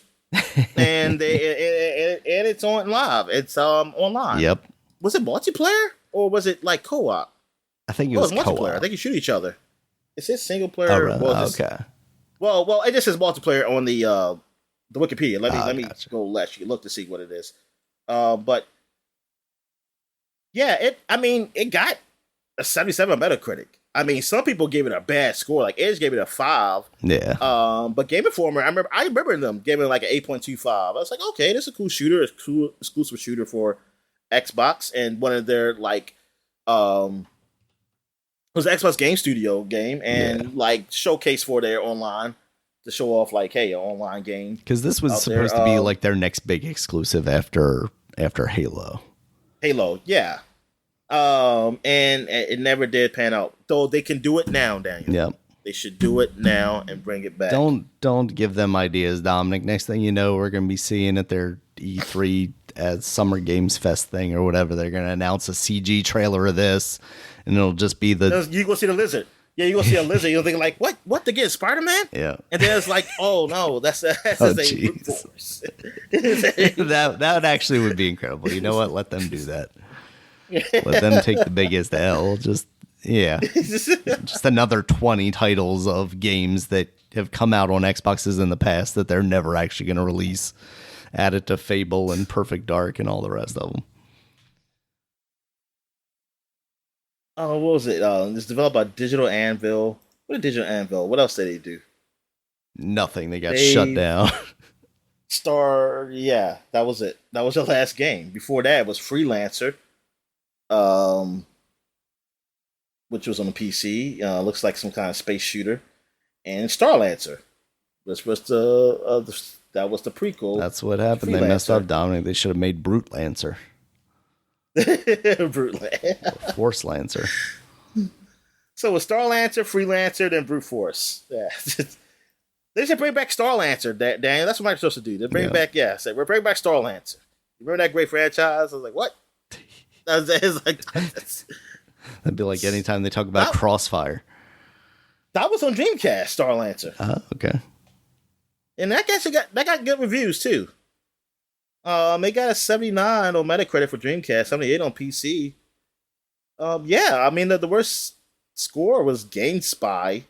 And GameSpy for the Dreamcast version. They gave it 92% on the PC though. Mm. Yeah, that was a good thing. Like what kind of game was this? Oh, it's a flight simulator game, space game. Okay. It does look like kind of like a darn Starfighter. Yeah. All right. What else we have here? We got. I think that's it for 2003. So, I mean, technically we could say Inside Pitch. Inside Pitch 2003 came for Xbox. That was their version of baseball. Yeah. The of course, fact that it doesn't even like, have a wiki article like is the only reason I didn't highlight it, because it's like, man, like that game's not even important enough to have a wiki I don't page. know who is it. It was Red Sox pitcher, but it wasn't Pedro Martinez. That's the only guy I really know. I actually know Wakefield. Maybe it's Wakefield. That's the only other pitcher I know, Tim Wakefield, because he was a knuckleball pitcher. Okay. But other than that, I don't really remember the pitchers from back then. Yeah. Man, that is a weird looking cover too, because it looks like it looks almost like they took a shot from the game, but then they like superimposed the face on top of it. It looks. Yeah, it looks. Yes, when I saw the cover, I was like, it doesn't look real. Yeah, like it doesn't. I feel like they did that same thing with like Fever too, like with the football one. Oh, right. Nomar Garcia Parra is on the cover. Oh, Nomar Garcia. Okay, all right. Yeah, I know him. Nomar. Darn that! Wow, freaking man, that's a long time ago. All right. So, 30 years ago. 1993, we got Final Fight 2 was released on Super Nintendo. This was the Japanese version. This is the first ever release of the game. Final Fight was a popular like beat 'em up. I never really got into it because that was mostly on Super Nintendo. I was Streets of Rage and well, hold on, I'm watching these birds fight each other. Okay, all right, they broke it up. But I see out my window, like they were really going at it. But yeah, so Final Fight, and I tried it. The first one, I think the first one was on the Switch Online, right? Like one, I think it's on yeah, it might be Super Nintendo. I think that's where I tried it at. I believe, because I know I played a Final Fight. I played like later on in my life, but yeah, I'm mostly actually that might have been Brawl Brothers. Oh, I don't know if it's Final Fight, but I feel like I played Final Fight maybe on an emulator. Yeah, Final Fight is part of like the Capcom collection too. Okay, so that's where I probably played it. Yeah. Okay, that's where probably I played it at then, the Capcom collection. Because I was like, hey, what's this? Is this a fighting game? And then it's not a fighting game. Just beat them up, and it was okay. But yeah, so I only have like a big affinity for it or anything. I don't really have a connection to it because, like I said, it was on Super Nintendo. But did you ever play them?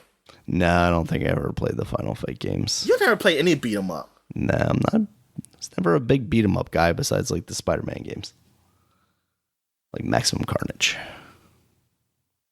No, you're not. You didn't even beat the game. No, I couldn't beat the game. Man, that game is tough. I still don't think I could beat that game unless I use like cheat codes. All right, you can just save scum it.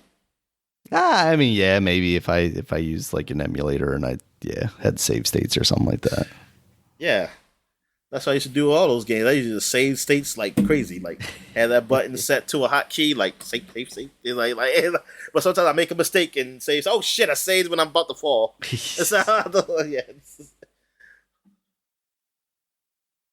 All right, so that is it for the flashback segment. So we're gonna take a quick break. When we get back, get to the gaming news. All right, and we're back. So let's get to the gaming news. We got a ton of gaming news here, man. So first up here, Dominic, real quick, we're just gonna hit this one. Microsoft's acquisition of Activision Blizzard has been approved by the European Union. So right now, it is still only the UK that is opposed to this purchase. Well, how about the U.S.? The U.S. say they're okay with it? U.S. is still undecided. All right. Seems likely it'll probably go through. You know, there might be a little bit of pushback, but they should have paid people off to get it through. They should have greased enough palms, as they say. The only problem is Jim Ryan paid enough people off in the UK for it to not go through there. So yeah, well, you know what? Fuck the United Kingdom. They ain't part of the EU. Yep. We're just gonna. I mean, that's the problem, right? Like, if they were still part of the EU, this would have passed through the EU, and we would have been fine. So, yet another reason why Brexit was bad, Dominic. They ruined video games. So, real rough. I don't know. I don't know what's going to happen. China? What about China? China's like, we don't give a fuck. Are you a Chinese company? You can't do business here anyway. It doesn't matter. See, you just gotta allow us to steal shit. Yep. Just allow us to steal shit, and you can come through. Can we copy? So what's Japan part of? What is Japan a part of? Japan has their own regulations, I'm guessing. They're probably like, we don't care. So, we aren't going to buy your games anyway. And what about Australia? Australia, I'm sure part of the EU? They're part of the Oceanic conglomeration or whatever. It's them in New Zealand and something else over there. What about like in those South American countries? I feel like there are some that have already approved the deal. So that I feel like there's definitely countries down there that get some sort of say on this. I'm going to say maybe like Brazil approved it or something like that. So I felt like I heard that too about Brazil, yeah. Yeah. Even though they'll charge like $1 million for a console or something like that. How about Antarctica? Did they approve it? Those penguins are against it. And in the North Pole, Santa Claus and the elves decided they were against it. So Game Pass ruins everything for them. They can't make new toys because everybody just wants a Game Pass subscription down. So, all right, and some other news. We got Nick Cage coming to Dead by Daylight. He is not going to be like one of the main antagonist characters, like one of the monster characters. He's not playing the vampire from the movie he was just in or anything. He's just going to be Nick Cage, and he is going to be one of the survivors in that game. And apparently... Oh, okay. I was about to say, this is going to be Nick Cage, and he's going to be killing people. He's just going to be killing people. Now, apparently, this isn't like he still owes money on his taxes, so he's doing anything. Apparently, his son likes this game a lot, so it sounds like this offer came up, and he was like, yeah, let's do it. So... I'll get Nick Cage from the Face Off one. He was Yes, just put John Travolta in the game and say it's Nick Cage, please. Yep, you say it's the bad guy. That's the bad guy. All right, next up here, Dominic. AEW Fight Forever finally has a release date. It is coming out June 29th.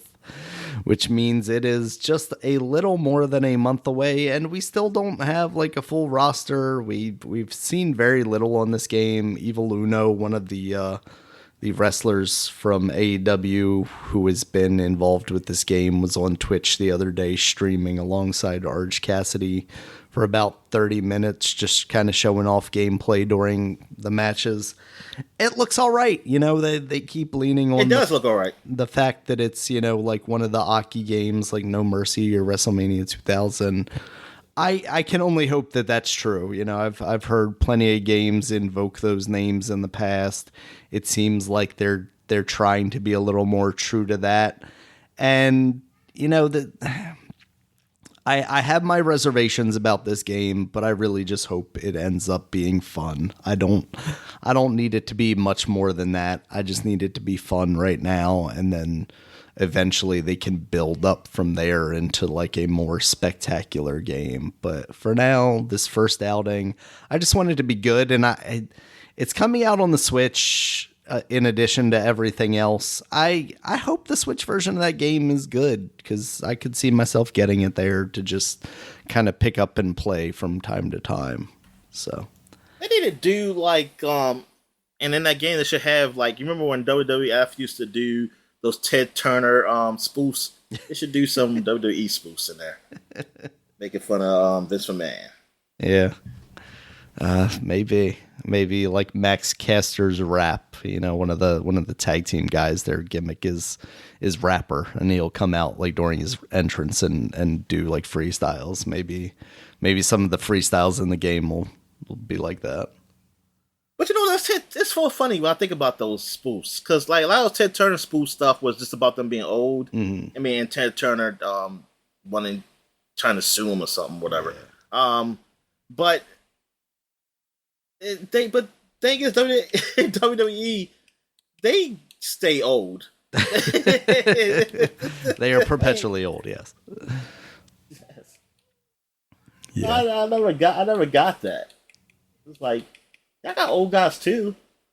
Yep. I mean, I guess they're trying to show up, but I don't know. Like, I never like. I used to see those things and say like I laugh and stuff at them, but like, I'm looking me. But I never was like, oh. But I never knew. And yeah, I never knew anybody. I'm sure there were people, but I never knew anybody who was like, yeah, WCW sucks, man. I just watched WWE. Everybody seemed to like both. Yeah. It seemed like everybody knew just like both. Yeah. It's so weird. You know, wrestling was actually like super popular at the time. So yeah, it was like, yeah, like it might be like, oh man, what did you see? Because like for me, it would be like you go to one channel, you go to the other channel, so you could just hit that previous channel button real quick to go back and forth between the two. But it was still like, oh, you gotta kind of decide which is the main one and then which one's the one you're gonna go to during commercials or like a match you don't want to watch or something like that. So come the freak on. I'm sorry, I'm playing baseball at the same time. All right, next up, Dominic, we got Mortal Kombat 1 has been announced. This is the sequel to Mortal Kombat 11. They are cycling back through the clock. Sega Genesis. Yep. So they put out a trailer for this, basically not really gameplay stuff, just kind of telling you what the story is. Liu Kang's a god now. He's going back in time. You're seeing a lot of the characters that you know and love. You know, what did you think of this, Dominic? Was this getting you excited? Somewhat, yeah. I mean, I do. Yes, I do want to play this game. I just hope they do something better with the whole unlocking system of unlocking things. And I know they don't, but I just want. I don't like concept art. I don't like. I don't know. It's something else. Some other stuff. Anything that's not like unlocking characters or costumes. Yeah. Well, basically costumes, because characters should just already be there. And I don't like the unlocking of like individual costumes. Like, oh, you have his glove. You have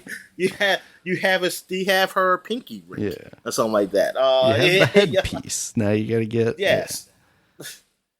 I don't like getting specific. I like this. Like, just give me the whole costume. Maybe I can mix and match. I don't care. Make a ton of fucking costumes, but make it that I can mix and match them. That's it. Like, just give me the whole damn thing. Don't give me like, oh, you unlock this part of the costume, and then like, oh man, but this ain't the whole set. I gotta unlock the whole set though. But you can mix and match. But it's like, yo, fuck you, man. God damn. Yeah, there's got to be like a happy medium between like, oh yeah, I want to have unlocks in this game, so it motivates me to spend a little more time that I maybe wouldn't. And okay, I feel satisfied by getting these things, and I'm not, having to spend 20,000 hours to unlock every costume that I want to play as eventually, Yeah. So. Yeah, the game is announced to be coming out September 19th.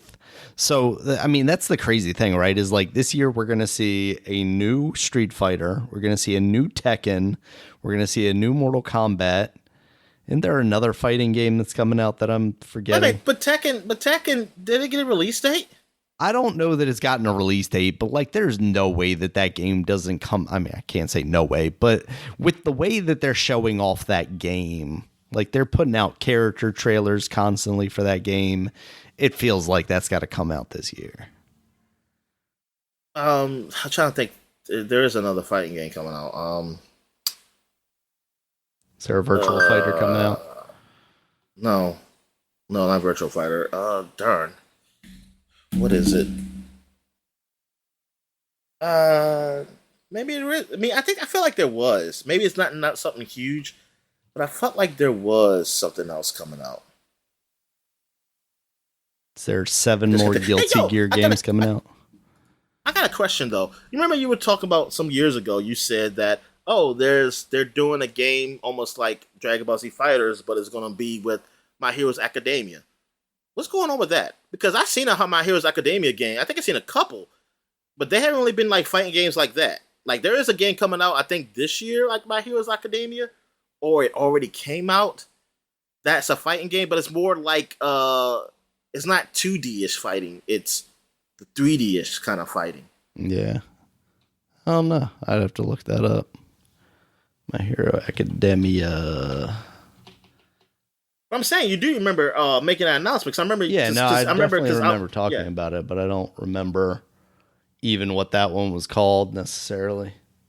Who are the people that make those games? The Guilty Gear and the Dragon Ball games. Arc Systems? Yeah, Arc Systems. That's New Boku no Hero Academia by... Maybe this is the one I'm thinking of. You're taking a grain of salt. Maybe that's... I don't know. Oh, here we go. 2 announce. See, everything that I'm seeing now is like 2 announce. It's not... Maybe did we talk at the time that it was like a rumor? Oh, maybe it wasn't rumor. Because now everything I'm seeing is saying, it's not... God, that's from 2021, though. You would think if that rumor was true, that it would have been confirmed by now. Yeah, so maybe it was a rumor. Because I'd like, that game should... Yeah, there's been games. Yeah. Came and gone. Especially since Arc Systems puts out like 20 games a year or something like that. But yeah, Mortal Kombat looks pretty good. That trailer is gruesome though. Like Mortal Kombat has been gruesome for all of its existence, but man, I don't know if it's the improved graphics, because I mean 11 looks pretty damn good, but there was something like even more visceral about some of these fatalities that they were showing that it's like, oh man, that is rough. I think you're just getting old. Yeah, I'm getting old. These kids and their fatalities. Even though you're younger than me, yeah, but whatever. But yeah, it was pretty gruesome. But I don't know. It's something about the Mortal Kombat, the way they do gruesome, and it affects me. Like if I see in a horror film, somebody probably doing the same thing, Yeah. Like some reason, if it happens in a way that's kind of cartoony for me. Yeah, that there's definitely a level of like camp to it, where it's like this is exaggerated. Yeah, but yeah, I do want to. But yeah, I'm somewhat excited for this. Even though I feel like I haven't played enough of 12. Well, technically, I still didn't play that story DLC, but still, right, yeah, Aftermath. I feel like I still haven't even played. But besides that, yeah, for some reason, I feel like, man, I ain't played enough 12. Like. I'm not at the point where I like, for me personally, I need this. Mm-hmm. I know people, like, yeah, if you got the game when it came out, you just been playing, like, that's your go-to game you played. Yes, I can see that. But for me personally, it's not like, I'm not in that space. Yeah. Like, man, I really want this. Like, I can wait until, the next year when at least a season pass. Game of the Year edition or whatever that gathers all that stuff together, yeah.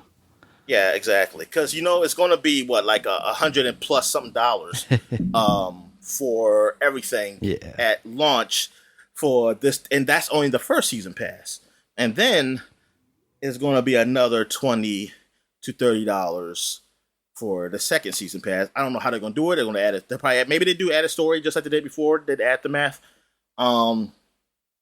Maybe I don't know what they'll call it, but yeah, it's going to be something.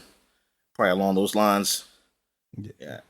I'm curious what they do with the whole the whole costume unlocking bits with that.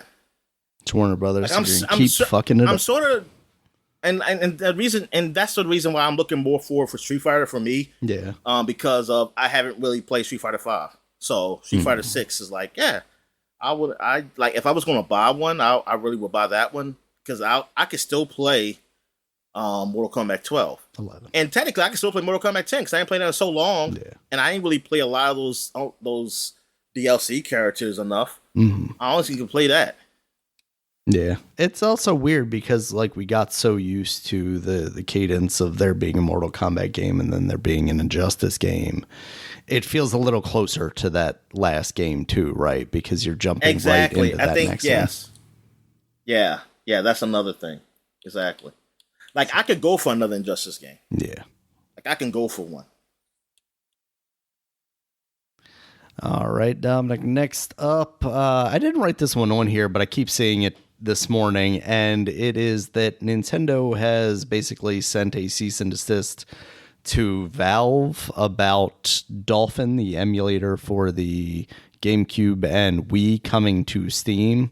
They had announced that like last month that they were going to be coming to Steam. Now that's of course just the emulator, doesn't have anything to do with the ROM, so technically that would be legal. But apparently Nintendo has intervened to contact Valve and tell them, hey, this needs to not happen. Obviously, you can still get Dolphin through the means that you always have on their website and whatnot, GitHub. But, it's kind of crazy. I just sent you a tweet, but it's like they're constantly trying to stop stuff like this and stop piracy and whatnot. They actually just had an update for the 3DS recently, which we all know that the eShop is no longer online.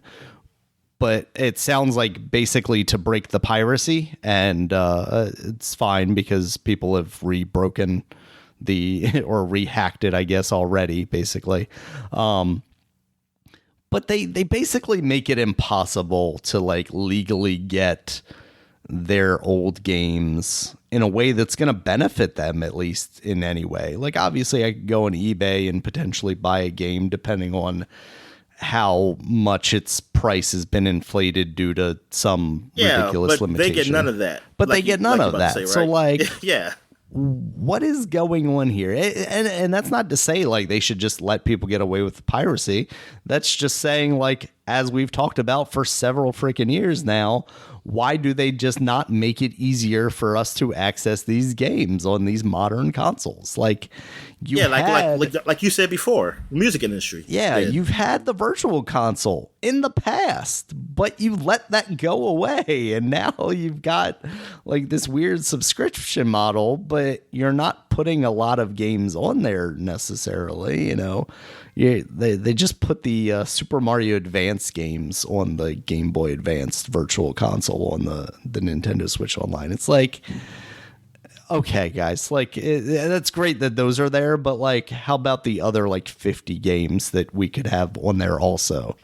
Like, if we want to talk about like a true like Netflix style thing, or at this point Game Pass style thing, because we have a game version of this subscription model now in the world, like, you have so many games that even just your first party stuff you don't have to get other publishers and developers involved in, just Nintendo stuff, you could very easily sell a subscription service that a lot of us would sign up for. And, you know, I say us because I would probably be there day one if you just said, here's a catalog from Nintendo to Wii or GameCube or whatever your Switch emulator could handle, you know, and here's all the first party published titles, like, run free, $15 a month. I would be pretty convinced to do that, at least for, you know, a couple of months. Just be like, oh, I want to play this game and I want to try this game out, stuff like that. Like, it's insane that they don't have some sort of way to let you do that. And I don't know if it's just like the weird Japanese company-ness of it all or what, because we always talk about how, you know, like the companies in Japan are maybe a little more behind on the internet stuff. It's so crazy to me. It really feels like there's so much money that they're leaving on the table for just like the Disney vaultification of their games or something, basically. You know, even something like as modern as the stupid Mario collection, where they're like, we're going to put this out for 6 months and then you're never going to be able to buy it again. It's like, why? Why not just let me play Super Mario 64 and Mario Galaxy? What is wrong with you people? Get out of here, Bert. Bird was like, the one bird beat the other bird, and now he's coming for you, Dominic. He's looking for his next challenger. All right, Dominic. So yeah, that's unfortunate. You know, I know with Steam Deck there is like a launcher that you can find that makes it very easy to install all of the emulators and get them set up through Steam. So it basically interacts with that Steam interface on that. Obviously, for some people who are less inclined to tinker with the stuff, a version in Steam would have been nice for Dolphin, but I wonder at the end of the day, like, how much this actually will affect things, you know. It would be nice if Dolphin had the kind of money that they would need to take Nintendo to court and kind of set a precedent that, yeah, they're just making an emulator. They've got nothing to do with what people do with that. You know, they could be developing homebrew games with it. That's right. You just know, like guns. just like hey, we just make guns, man. Nothing to do with them getting the bullets. Oh God, and, Dominic, yeah, you're right. We should ban all emulators. Then, right? You sold me. Well, that's an interesting analogy. Who does make the bullets? Is that separate? Are there separate companies from? Well, sometimes I mean, they might be. Don't ask me. Don't ask me about guns. Don't ask me about I don't even know what the brands are. Honestly, Smith and Wesson. Dominic, you gotta play more Call of Duty. Come on. Oh, what the AR-15? That's a brand. I don't think so. I feel like that. Yeah, I feel like that's a type made by. I think the one that we think of as like the AR-15, I think is made by a specific company, but yeah, I think overall it's basically, we boiled it down to basically action reload. Yes, action replay. Actually, they pivoted. That was a hard pivot from cheating in games to just cheating in real life, because you know, guns are the real life cheat code. Yeah. All right. Last story, Dominic, before we get into this PlayStation showcase here. Blizzard has announced that they are no longer going to be doing the Overwatch 2 PvE, the player versus enemy mode. I'm sorry. I'm going to go back to the Dolphin thing. Okay. Like, Steam, as a Steam, I say, they can put a cease and desist. I'll say no.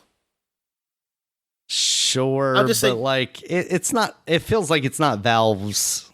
It's not Valve's fight to fight. You know what I mean? And like, they probably just don't want to get involved. I understand, but yeah, I get it. I mean, if anybody really was going to be able to help Dolphin in this pursuit, it would definitely be Valve. But I just don't think they're looking to wade into that war. I put it on the table and said, stop bringing your games to Steam and we'll talk.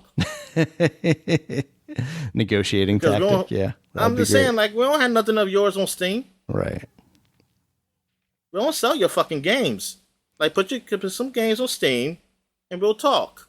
Until then, they will be on there and people will be stealing your shit. Just love the idea of this conversation happening with Gabe with like his knife collection behind him. Just like vaguely threatening. So. Yeah. One of these days, maybe somebody will have the power and influence to be able to fight Nintendo on this. But for now, it just seems like they are going to basically control the industry in that way. You know, it kind of sucks. All right. So this last story, Dominic, Blizzard has basically announced that they are no longer going to be doing the player versus enemy PvE single player-esque mode in Overwatch 2. Basically the only reason Overwatch 2 exists. And it's really messed up. They don't really have a reason outside of like it's going to take too many resources for that to actually happen. It sounds like they got maybe a little overly ambitious. And now the work that they have done is just going to get rolled into like those seasonal kind of timed events that they do. Like what? Yeah. Like they made so much money. So what the fuck? That's what happens, Dominic. This is what happens when you don't let Microsoft buy Activision Blizzard, Dominic. This is what happens. Phil Spencer needs to get in there with his paycheck, with his pocketbook, and just be like, boom, here you go. Get all the money. Just make this game happen. It's just weird. Like, because they don't have the resource. It's like you got... It's like what happened, man? Like you have so much, you make so much money from all the games you have. Yeah. Like what the hell? You cannot put. Stop making fucking CGs like CG fucking short movies. God damn! Stop posting those hentais on the Reddits. We know it's you. They're too good a quality, Dominic. Hey, you said they are too good. They're official. They are. We know it. They're taking in-game models. But yeah, I don't get how they they can't do it. Like oh man. Like so well, I guess my interest of Overwatch is just gone now.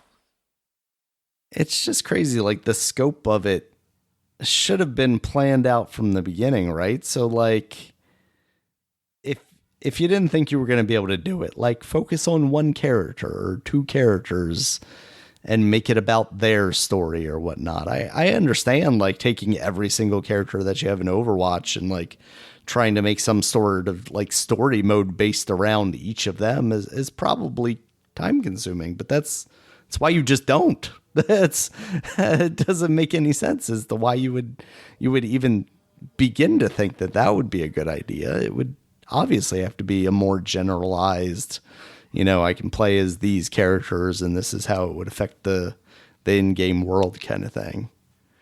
Like even in just a horde mode basically would kind of fulfill some of what they were promising. You know what I mean? And that doesn't seem like that would be particularly hard to make for seasoned developers.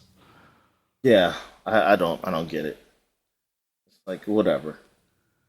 Oh, I mean, it might be for me personally. I mean, my interest is waning because that's what I wanted. I mean, now I don't. Yeah, I have no. I think the problem is a lot of people's interests have waned in Overwatch overall. Seemingly they came out with this announcement for Overwatch 2 because Overwatch 1's players were kind of waning a bit.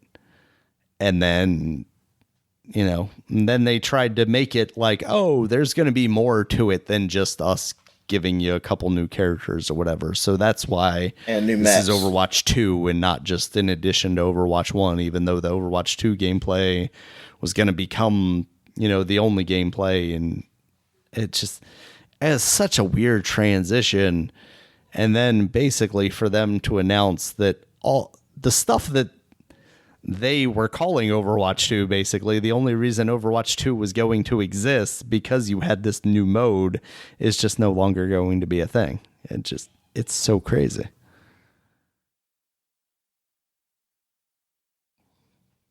Yeah. All because they were too ambitious, Dominic.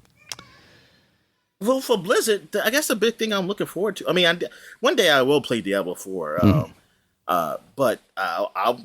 The only reason I wasn't even thinking about buying it is because I'm hoping it's gonna come on Game Pass. Right. So like at some point in some time, like so I'm but like the UK's ruined that for you, Dominic. I mean even if like Activision Blizzard got their stuff, they wouldn't have that right at the beginning. But they will get it eventually. Yeah. And like that's why I'm not gonna begin it like in no time soon. I mean I do want to play some Diablo. But you know what? It's really not Diablo I want. Like, I'm not attached to Diablo. I want something Diablo-esque for free. Yeah. That's it. That is it. That's really what it is for me. Is that I don't really care if it's Diablo, but if I get something similar, like they did have, because I kind of had that itch though, like for just a looter, a looting, what's it called? Killing loot. I don't forget what looter shooter. Because you're not. But it's not a looter shooter. No. Damn, I forgot. Well, whatever. I kind of looking for a kind of loot RPG. I kind of got the itch for one, but Chaos Bane is gone from Game Pass. Well, you just got that Ghost Lore, which that's why I've been playing a bit. There might be another one up there. I just gotta look because there's a lot of games on Game Pass. I gotta find another one, but. That's basically it. If I can get because they have sales every now and then for Diablo 3, if I can get that, like at $20 for the whole thing with everything, I would do it. I would just get that and I would just play the shit out of that. Because that's really, I just want to have an itch for that. That's it. Like, I'm not really attached to Diablo 4, but I'm trying to think of a Blizzard game. What Blizzard game I'm really looking forward to? There isn't anything. Like, I guess the next, if they doing a Warcraft/Starcraft tactical game, I will be keeping my eye out on that. But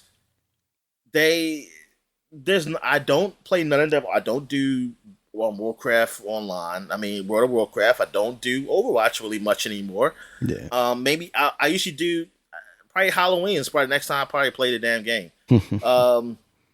Then I don't do Hearthstone. There's nothing else. Give me StarCraft Ghost. Yeah. There's nothing else Blizzard does that really interests me. Like, I was hoping they have some surprise happening. What if they make a Blackthorn remaster?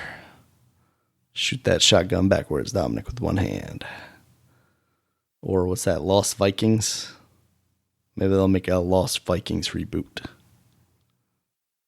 That's what Phil Spencer's going to bring to you if they let him get this company, Dominic. He's going to be wearing all the t-shirts with the old games. Yeah, and they're going to all come out and be... Yeah, look, it's multi. It's also a 2-player, but it's gonna all be couch co-op. Yep. Fucking Battletoads. I can't believe they can't even put that in later. Like, come on, Microsoft. That's because they know it was a bad game, so as soon as they've released it, they knew people weren't going to be playing it much after that. All right, Dominic. Let's talk about Sony's showcase here. This was announced the week beforehand.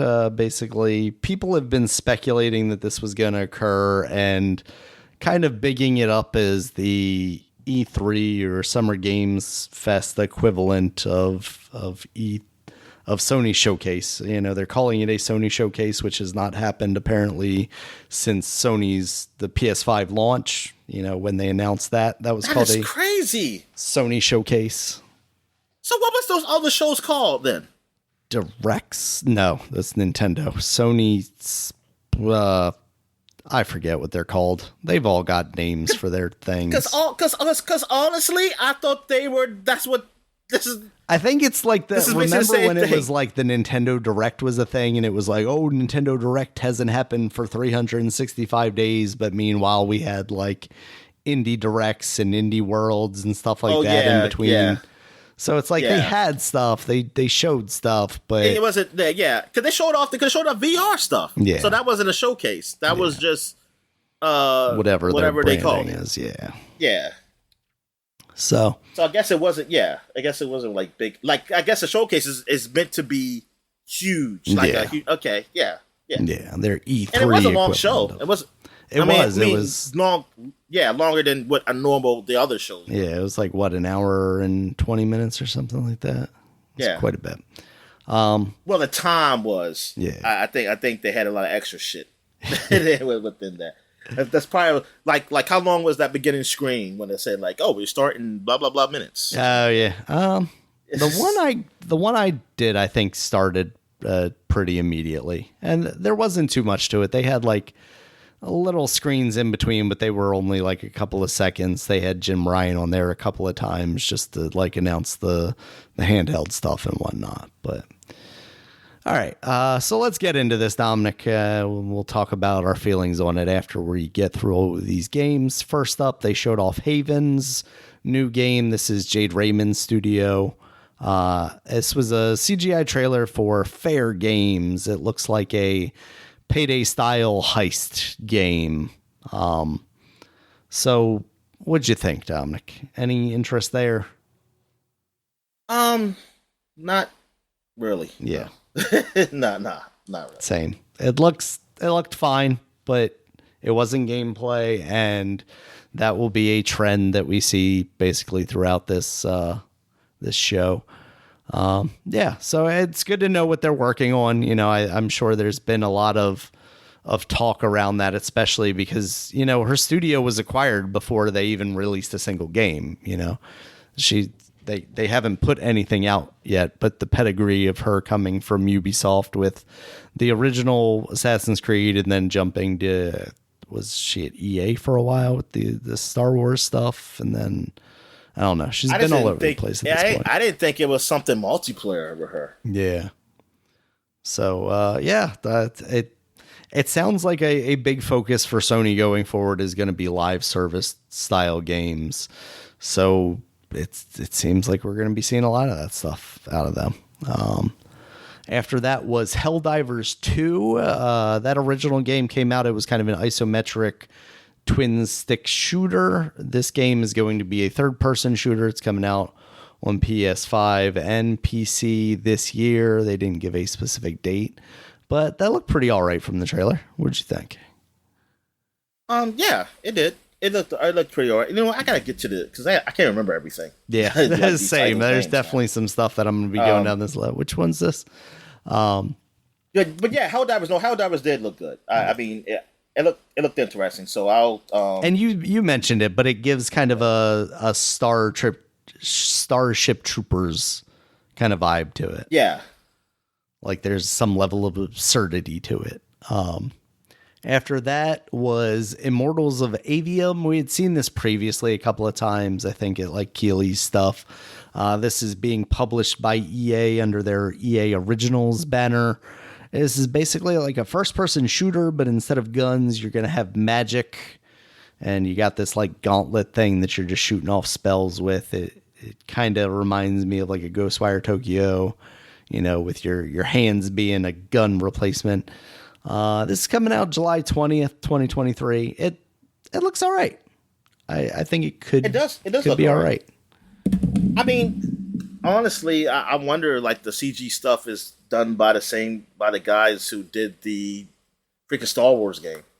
Honestly, because it looks like it when the cutscene stuff. Yeah, looks just like Star Wars Jedi. And similarly, Wars, they're doing the same thing where they're taking the real actors who are doing this stuff and putting their faces in the game. Yeah, I wonder if that's just like what EA is doing. I mean, other studios have done it too, but yeah, because like, but I like that and see Sony games. Well, the at least on the Naughty Dog one, see they didn't do that, and which yeah, I mean, I'm glad. Like that's what I'm saying. I don't understand. I don't really like that, honestly. I don't feel like it's like, oh yeah, this is this like a movie? You know, that's the actor playing. No, it's a voice acting. It's voice acting. You be creative and create somebody new. like create a character, and they're speaking for them. It don't have to be the actor or actress. Yeah, and in some ways, like not having them in there can, you know, can be better off because like now you've got a Call of Duty with Kevin Spacey in it. You could have had a Call of Duty where it's like, oh yeah, that's Kevin Spacey's voice, but whatever, it's just some, you know, generic white dude villain. But instead, now you have a Call of Duty that is Kevin Spacey. God dang. You know. I didn't think about it. See, yeah, you don't want to do that. Yeah. You don't want to do that. Stop having actors, period. Use chat AI. Stop. Jesus, don't give them ideas. They're already trying. What I'm about to say, they are going to use it. They're already doing it for scripts. Yep. They are, and hell, they do it. They got the AI bots doing those president voices where you watch those funny videos. Yes, they do. Yeah, I was actually watching Jeff Gerstmann stream on Friday, and he was actually using one of those, and he could just talk into it on his mic, and it would come out sounding like Jim Ross, and it wasn't like entirely convincing, but it was maybe a little more convincing than you want it to be. You know what I mean? Like, oh no, we're getting there. We're getting to that point. And nobody's stopping it. People are just letting it happen. Yep. You just see it. You see it happening, and you're like, man, it shouldn't happen. But you're not doing anything about it. You're not doing anything about it. Yep. Just watching it. Yep. Just like y'all did with the whole self-checkouts. Huh? It's all better. But we ain't getting no workers. People ain't got the jobs. Yeah, but you know what? I don't have to interact with people, Dominic, so it's pretty good. Now, if we could just move past that and just have the robot bring the groceries to my house, then we're talking. Yeah, I mean, that's we've talked about this a million times, though, right? Like, yeah, that absolutely sucks. But also, like, wouldn't it be great if people didn't have to be cashiers, but also, you know, could still live because they could still afford food and you know? I mean, I don't think that's happening, though. No, it's 100% not happening. No, that's exactly the problem. So, anyway, next up, Dominic, there's a short trailer for Ghost Runner 2, now with motorcycles. So this is the game where basically you're like a ninja, you got a sword, and you're kind of speed running things. It's like Neon White almost, where like the objective is less so about the combat and more so about getting from point A to point B in a very slick and timely fashion. So that's going to be coming out this year. After you never played Ghost Runner. Yeah, it looked cool, but just like Neon White, I just hadn't gotten around to trying it out, even though I had some interest in it. All right, next up, Dominic, Phantom Blade Zero. This game looked really cool. I think out of all the stuff that they showed, this one had one of the better showings. This gave me very much like Neo or Sekiro feelings, like not quite a straight up Dark Souls or Souls-esque game. It looked a little, like you said, flashier, a little more action-y, a little more combat focused, but definitely has those like aesthetics, you know. It's got the kind of back in the day samurai, you know, era kind of setting. What'd you think? I'm interested in it. And I want, I want it to not be so Dark Souls. But you know what? It's one thing they say, like, okay, it's Dark Souls as in the difficulty. But like I said, as long as it's fun. See, that's the thing with Dark Souls. It's not just about it being, oh, this game is hard. It wasn't fun to me. Like, for me personally, that's not it. The gameplay wasn't fun and it looked boring. So it's one thing like Devil May Cry. Devil May Cry was hard. If you put on easy, it got a little hard. But thing is, I had fun playing it. I learned to do learn at the combat, but the learning was fun. How to progress around certain enemies. While see, Dark Souls that's never fun for me. It's never fun for me to try to progress around those enemies to figure out how to beat them. So that's really the reason why I don't like Dark Souls. Like, it's not just that it's hard. Like, it could be easy. It can have technically Dark Souls can have an easy difficulty where I won't die as fast. Honestly, I don't think it'll still be that good a game to me. Yeah, the pace of that gameplay for me is as well is just like. Yeah, it's not just that I take a hit and I die instantly, but like the methodicism to it just doesn't. That's why like Elden Ring seemed like there was a little bit more to it than that, and that's why it interested me a little bit more. And that's why Sekiro interests me more than the other Dark Souls games, because I actually like the whole samurai thing, and it felt faster and quicker, and I also like ziplining places. It was more to it than just being hard as shit. Yeah. So I hope that's what this is. Even though they could take away the difficulty. I mean, if you want to be hard, just put hope it's like, because you put it on hard. That's why. Or it's not. I hope it's a good game. I just hope it's a good game now. That I can enjoy. But if it turns to be a Dark Souls game, then I hope it's good that those people like it. So, all right. Next up, was Sword of the Sand. This is from the Journey creators. It's made by Giant Squid Games. It was just kind of a trailer of very scenic kind of places, and you're kind of snowboarding on sand, basically. It's very much like the Journey bit where you're sliding down the thing. It was very much like that. There wasn't much to this trailer. I don't think I saw a date related to it. It looks all right, but it definitely feels like there's got to be a little more to it before we actually get this game. After that was the Talos Principle. They just had a CG trailer for this one. It's coming out sometime this year.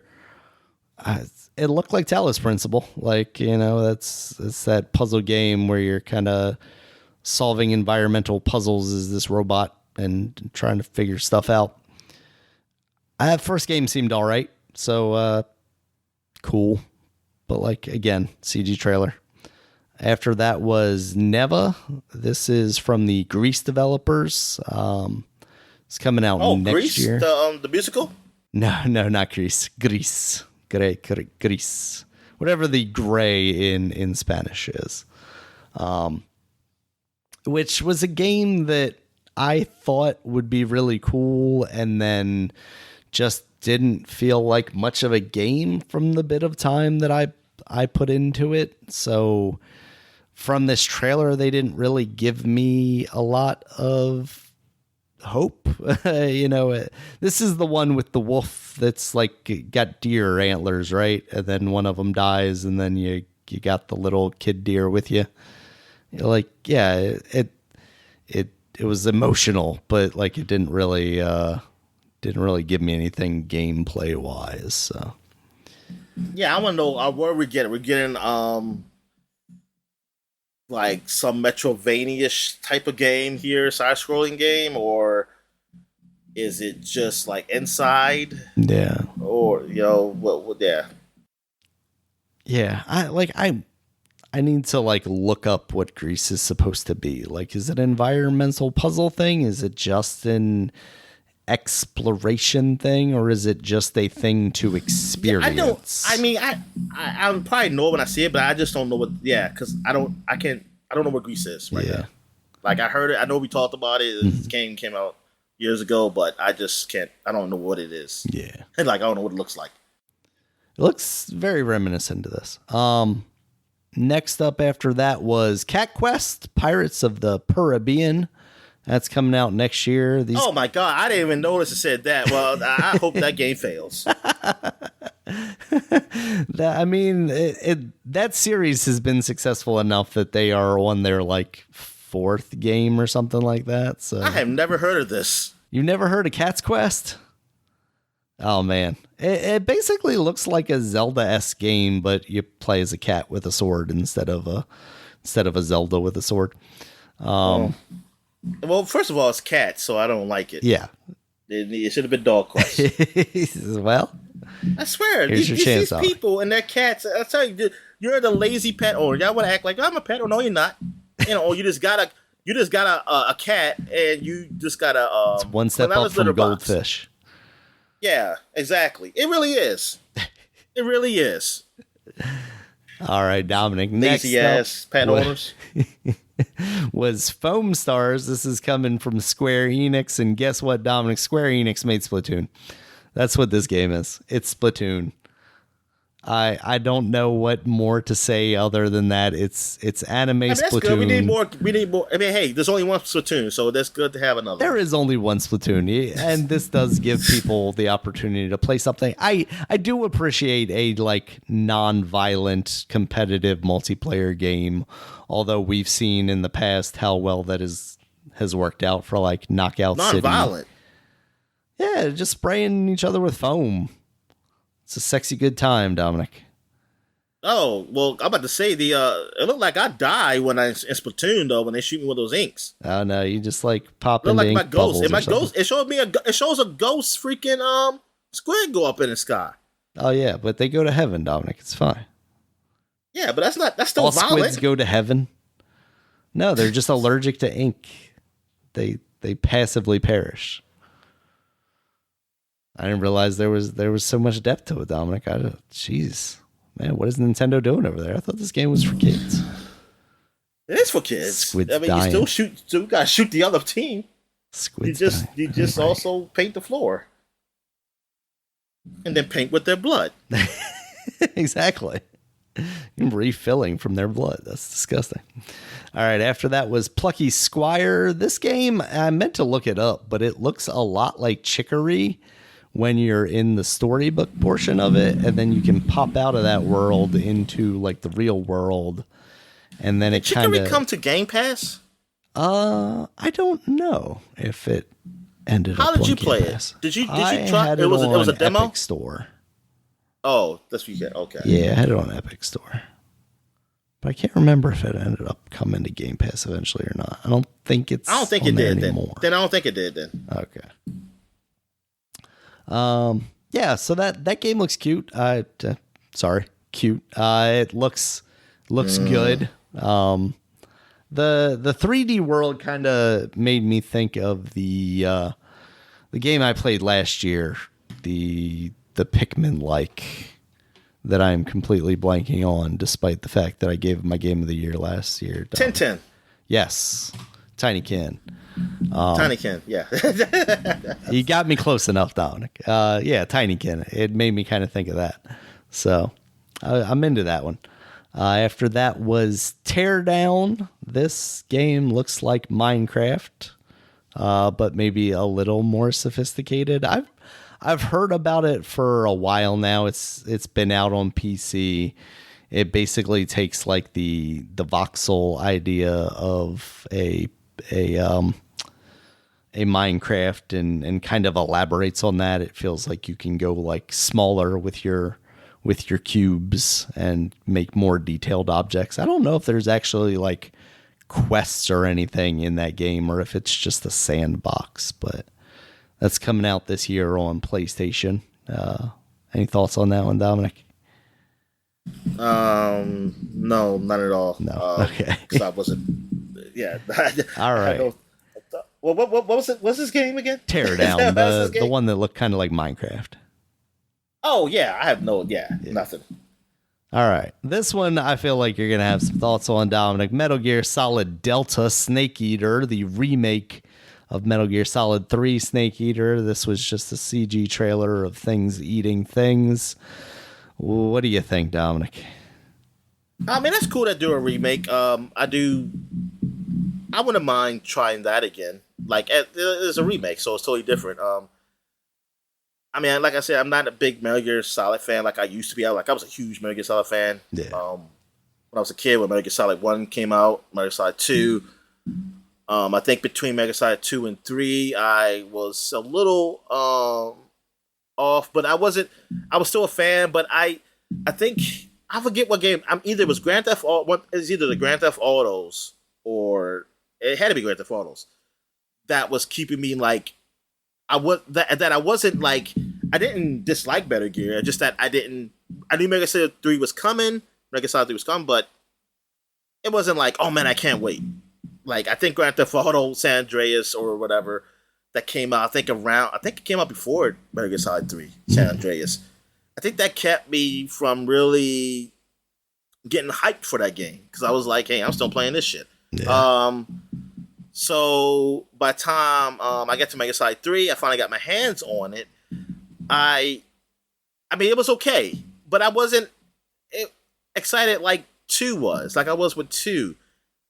Excuse me, but I did like it. I did have fun with it. But that was really the last one. Like, and like how some people really talk really big about 3, even though I think 2 sold the most, because I think that was one of the most anticipated games on PlayStation 2.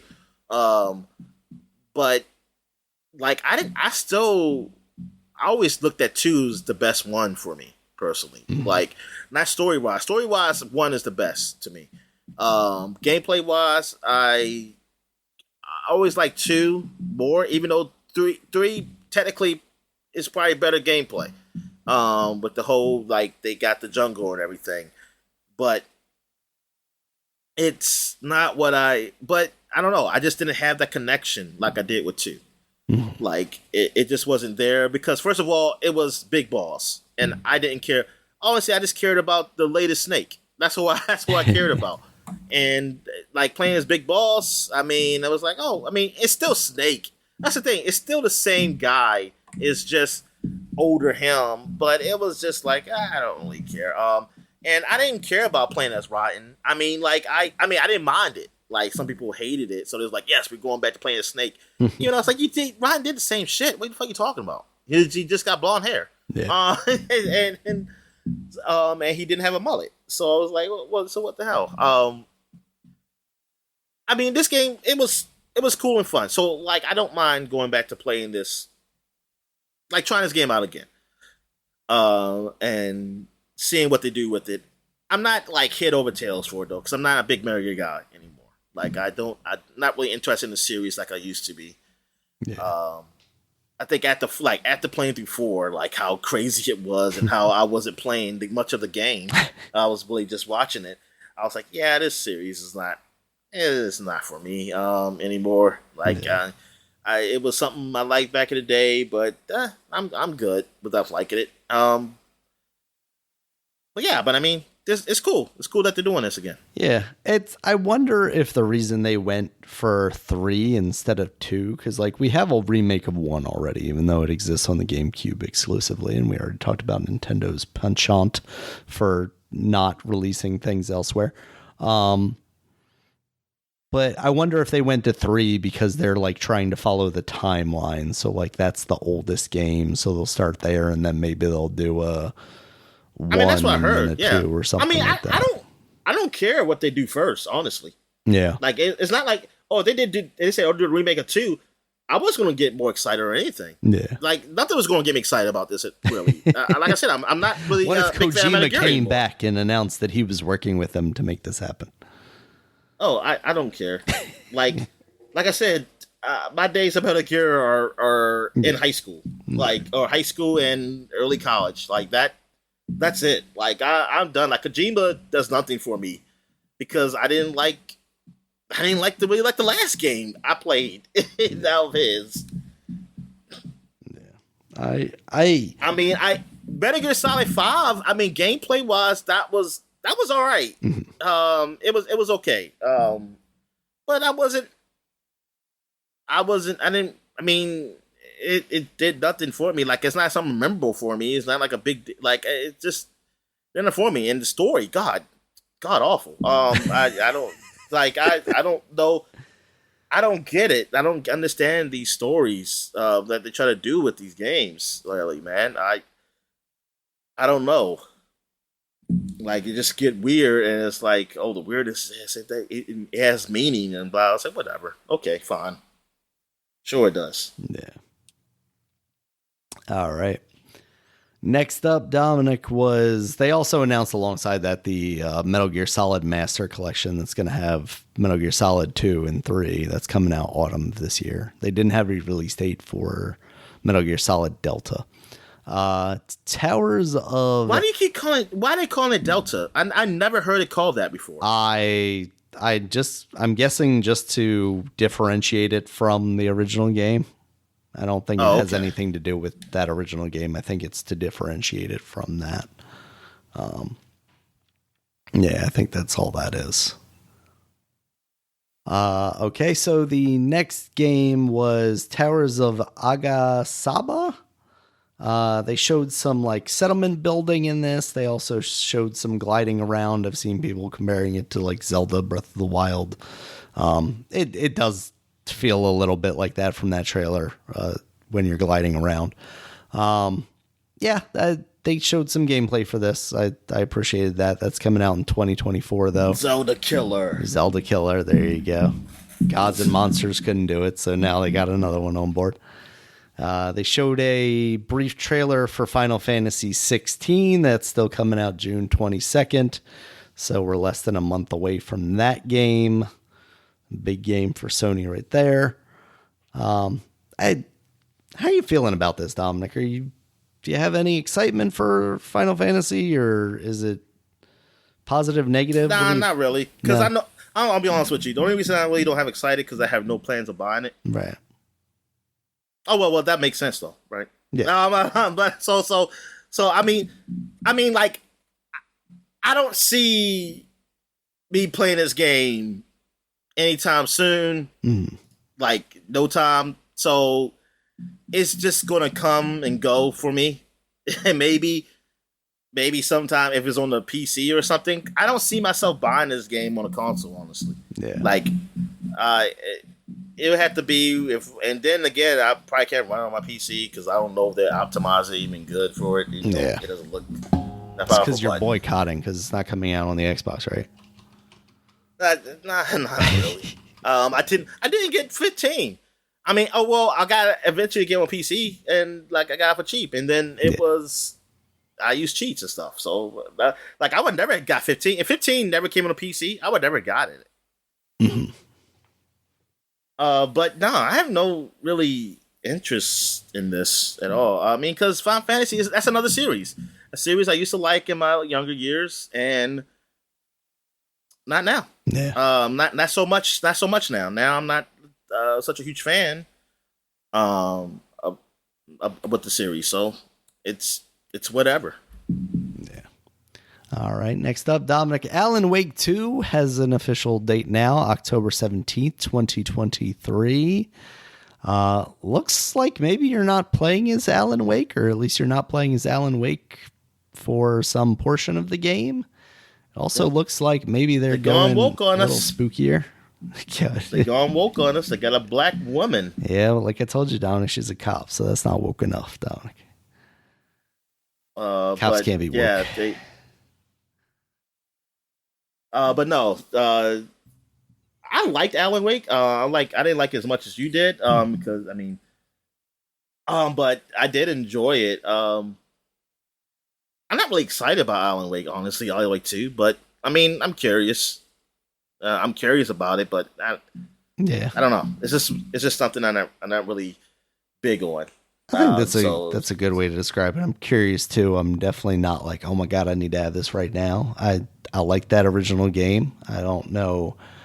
There was definitely a lot of room for improvement. So hopefully they have taken that and improved on it. I hope they got the Energizer battery brand. I hope they went with Rayovac this time. Let everybody know that they can have batteries. All right. After that was a trailer for Assassin's Creed Mirage. This is the one that's coming out this year, October 12th.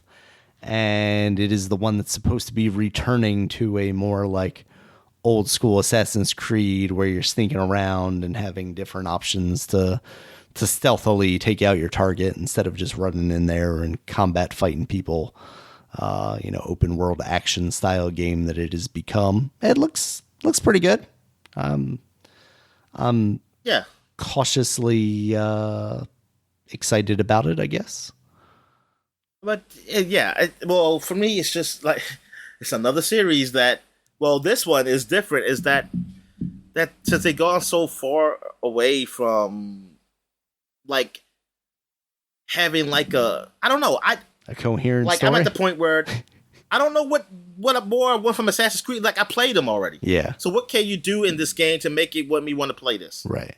Like for me personally, like I played it when it was dealing with the Creed and everything versus the Templars. I even played a couple of them when y'all just went away from that and really just dealt with like Norse mythology and done with Greek mythology. I didn't play the Egyptian stuff yet, but and when like the story outside the whole anime stuff is really non-existent or it's very little, it's like I don't know what more I want from this game really, because really I want a story where it connects with the animus and the real world. I wanted something because it felt like there was a build up to like Desmond is training while he's looking at the stuff from the past. He's learning, but he's training. But that's what it felt like. It was building up to something more. And you kind of just cut the legs right under that with that the whole Desmond series. Yeah. And I don't know. It's really nothing like I don't really care about going back. I mean, it's nice that it's going back for other people who wants to do that. And it's probably quite a few people who didn't even go back to play the original one, so now they can play something like this where that goes there. Because I mean, this series has been going on for a while now. But for me, it's like I don't know. It's not from the series. It's really nothing I'm looking forward to. Yeah, I have nothing to look for. Like mostly, I'm looking at like going back to play maybe those other games I didn't play. That's what I'm looking at. I'm looking at going back to Syndicate, going back to what was the other one called? The Unity, or I wouldn't mind trying those games out because I never did play them really. So yeah, this Assassin's Creed is just it's one of those series that it can come and go. Like it's just I see it, and there it is. They gotta do something like really big. Like I don't know. I don't know what to tell them. You make a really good point. They gotta surprise me. In that, like now that the overarching story isn't there, they're basically, and I guess the story in each game could potentially be that drive, but when you don't have that overarching story, like it's harder to just keep playing the same game over and over again in the series. And that's why like Black Flag was kind of like, oh, this is a breath of fresh air, because it changed things enough, like adding that ship combat that they had a little bit of in 3, but they really evolved that. And I fell off of 3 before I even got to that point. And then, you start switching over into that open world stuff. You maybe visit 1 or 2 of those games. But if you've been there since the beginning, playing every single one of these games, you're playing a lot of the same stuff over and over again. So I could definitely see where you're coming from and saying like, yeah, this is kind of a burnt out series. Yeah, I don't know what you do from there. I don't know what you do with them. I mean, but I don't. Obviously the series still making money. I mean, what else are they going to make? Yeah. I mean, what else are they going to do? Something original? Rabbids so games. Like yeah. I mean, this is the series that's been doing it. Like the whole what is it? Watch Dogs. That last game. I don't know. Are they going to even do it with other Watch Dogs? I wonder. Yeah. Like they just said like, oh, we have no main character. And that's like that's really what they said. Like the first game was a disappointment. The second game was great. Then the third one, they just said, you know what, no main character, and you're just fighting. I don't know, big tech or something. I don't know. I don't like. I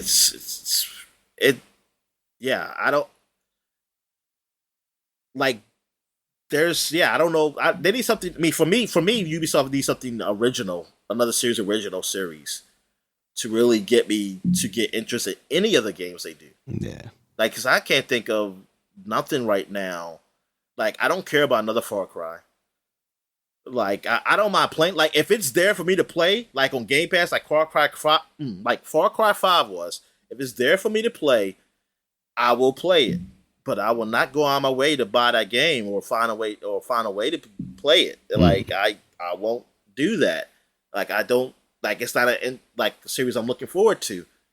Like I don't know anything from Ubisoft right now. Like for their franchises, like I want something original right now. Like I want something original from them. Yeah. All right. Next up, Dominic, Revenant Hill. So instantly from the art style of this, you will definitely be reminded of a little game called A Night in the Woods. This comes from I was going to say Silent Hill. From what? I will say Silent Hill. I honestly don't remember this game. I don't remember this game. There's not much to the trailer, unfortunately. It's just like a cat running through different areas. It starts out in the woods and then it's running through a graveyard and stuff. It's very much like, oh, here's a cat that looks kind of like May from A Night in the Woods, but it's an actual cat instead of an anthropomorphized cat, or at least seemingly. Where is it? like a real. Like, where did it come out? Was this before the VR stuff? Yeah, it was before the VR stuff. Okay. Go ahead. I'll find. Yeah, but there's really not much to it. You don't find out anything from this trailer, really. It's just kind of I wouldn't even say a mood setting piece, because it really doesn't give you anything. It's really just like hey, this is a game from some of those people, and that's kind of it. Like there's something to be excited about there, because we like those people. We thought that game was good, but that's all there was to it, really. Yeah, because it looks like I see animal people too, and like anamorphic people. Yeah. So it's weird. Are the anamorphic people with the humans, or are they another world? That's a good question. So I did look the game up to see if there was anything more to it, and it's based on what I read, it's set in 1919, which didn't seem right. Like, that seems way too early, but that's what I read, unless I just read it wrong. And basically, this cat has moved to a different area, and now, like, the person that's renting the place to her is like taking advantage of her or something like that. So I don't know. It sounds like it might be some sort of like societal commentary, which obviously Night in the Woods was, but this trailer does not give any of that, right? Like, it's nothing. So, all right, next up, Dominic. Maybe they're masked. The anamorphics, like, maybe that's a mask or something. Maybe. Cause I've seen these people like with some long like face, look like a rat, a rat or a dog or something. Yeah. And like, yeah, I don't know. But yeah, I'm curious because I did like Night in the Woods. So. All right, next up, Dominic, was Grand Blue Fantasy Relinked. This is coming out winter 2023. I'm guessing it's another Grand Blue Fantasy game. So, yeah. Well, the other Grand Blue Fantasy game was a fighting game. Oh, was it? I remember. Yeah, and this one looks like an RPG. Yeah, it looks like an RPG. I thought there were RPG ones too. I mean, I know, maybe they were. But that was the first time I ever heard of that series. Was a fighting game. Fantasy. The last game. That's the first time I ever heard of Grand Blue. I never heard of this series before. Gotcha. So I don't really know. Yeah, so I didn't know that was like a whole thing. I thought that was just a fighting game. Yeah, I don't think I know much about these games at all. I thought this was like a longer running series that I just hadn't really been paying attention to. But maybe not. Yeah, because Grand Blue Fantasy Versus is the fighting game you're talking about. All right. Well, next up was an actual fighting game, Street Fighter 6. That is. Well, hold up. The Grand Blue. It looked pretty cool. I mean, I hope it turns out to be okay. Yeah. I mean, the fighting game got rated pretty well. It did. That's true. Hopefully, they'll have a less anime storyline for you, so you can actually get into it a bit. All right. So, Street Fighter 6, Dominic, you mentioned it earlier. Did you have a pretty high level of interest in this? Did this trailer do anything for you? It was mostly just kind of showing you bits and bops of what is in there. Oh, well, I didn't really watch the whole trailer. I kind of fast forward because I already knew. Yeah, I mean, it didn't really show anything too new. It was really just kind of a highlight package, basically. This is a lot of showing off of the single player kind of, these are the kind of wacky things you're going to get into. Also, you have these Street Fighter legends, that you're going to interact with. But it seems like, the focus, and that's pretty cool, is kind of this single player stuff where you're creating your own character and kind of an in-depth story. So I'm into that. We're going to be seeing that next week, Dominic. So it's out very soon. After that was Ultros. This is a 2D side-scrolling action-adventure game. It's coming out next year. From the stuff I read about it, it's loop-based, which makes me think roguelike, even though I didn't see it explicitly called that anywhere. It's very colorful. It looks really neat. I was hoping it was more like Metroidvania than roguelite, but those games are also good. So I really dug the art style of this. What'd you think? Yeah, man. It does look pretty good. As I'm trying to. Okay, you gotta tell me what you're talking about. Ultros. I was looking up the Grand Blue Fantasy. Well, what'd you say? Ultros. Ultros. Oh, yeah, that. Yeah, I mean, I don't know what you doing in it though. It seems like it's like a 2D action game, but it might be kind of more roguelike than Metroidvania. Oh, okay. Well, I really don't have an opinion. I mean, it looks animation looks good, but Yeah. I gotta see more of it. Yeah. All right. Next up was Tower of Fantasy. This is another anime game. Didn't really catch my eye too much. There were like motorcycles and then like robot unicorns, and there was anime. Dominic, did this get your attention a little more than it did me? No, not really. Okay. All right. What is this game called again? Tower of Fantasy.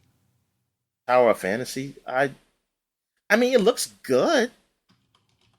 It kind of looks like the game I just played, the Star Rail game, or It might be because apparently this is a shared open world MMORPG, which I did not realize. So it's Genshin Impact. Yeah. Pretty much.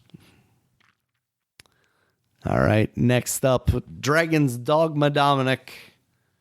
That looked pretty all right. There's something about these like Capcom like the Dark Souls-esque games that are very just flat. Like there's no colors popping. There's nothing like, everything just looks kind of dull. Like it looks really good visually, like model wise, but the world just always looks so kind of dead. Yeah.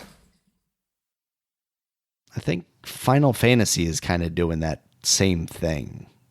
Yeah, it really does. Because it's like, oh, look, it looks so real. But I was like you said, dead, because it's like, it looks real, but you need to show some animals or something going on in the background here. Like what? Like what? What's going on? Like, where's the animals? Like, where's the life, really? Yeah. Like, it doesn't do the job that I feel like Elder Scrolls does, where it feels like it's a living world, because you see stuff moving around and creatures and things of that nature.